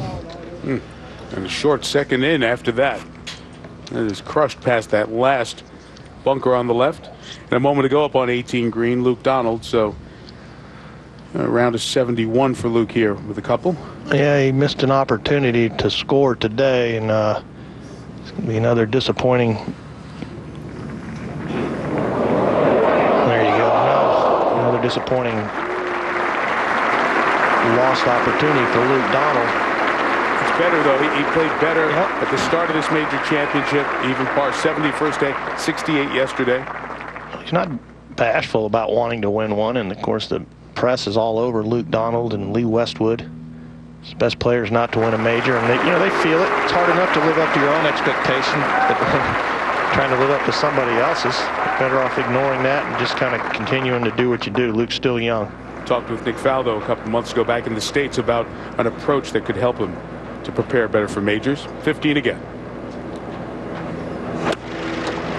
At the 2nd for Scott after the aggressive tee shot. Good angle into this back right hole location. And what a good aggressive play. Paul, it makes it easy when you're swinging so well. You just keep playing and keep firing right at it. No reason to change now. No. And I think you're right, Curtis. Tiger is almost handcuffed really now coming in, because he can take a chance on 16 if he wants, but 17, 18, he's going to have to lay up there. Well, Paulie's not going to take a chance. He has the iron in hand here. Yeah, just trying to position this in the center of the fairway, and that's exactly what he's done, Sean. He's giving himself another wedge opportunity, and it'll be interesting to see if he gets steep on this one as well. Olsen also hit an iron. As you see, Tiger's quite a bit behind Olsen. Not only is he taking iron off a lot of tees, almost all of them, but so many holes, he's leaving himself a long way back. Still a relatively short shot upcoming for him at this very short hole. Let's go to 18. Ernie Els 2nd, Olin Brown. Michael, 141 yards, and the wind is freshening out of the left. 9 iron. Right in the hole. Right in the hole. Right over the top of it. You can see the shadows from the camera back there on 18, that clubhouse way back on this at the end of this longest green here on the golf course.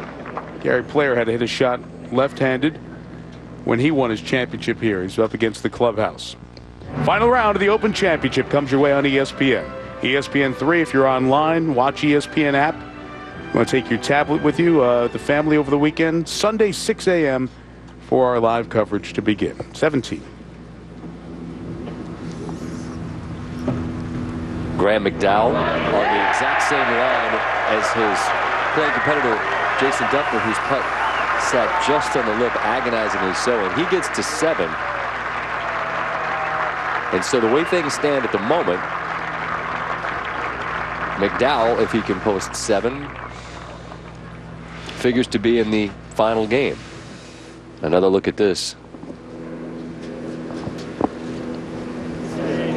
Never anywhere but the center. And there are different types of rules in this part of the world.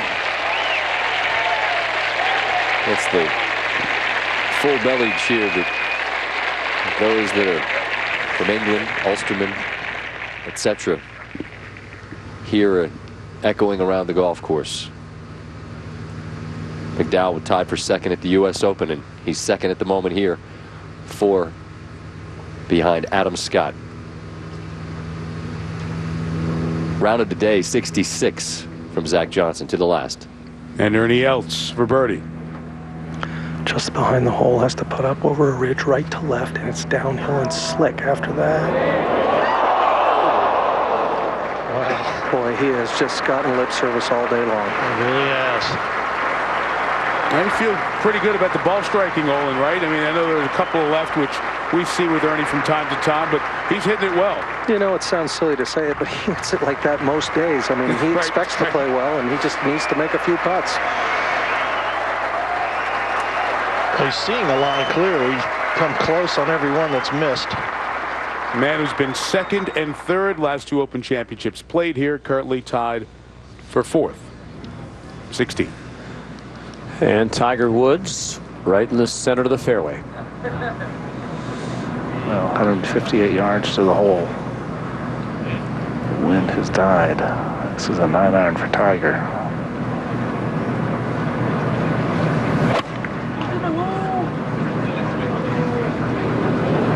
Pretty good contact. And a pretty good shot. It's asking a lot out of a 9-iron, even if you are Tiger Woods, to go 158 yards. 215.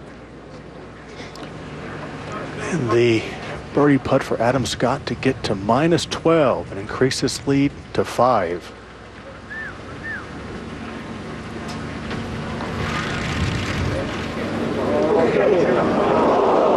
It's not quite enough, but a good par anyway on the tough 15th.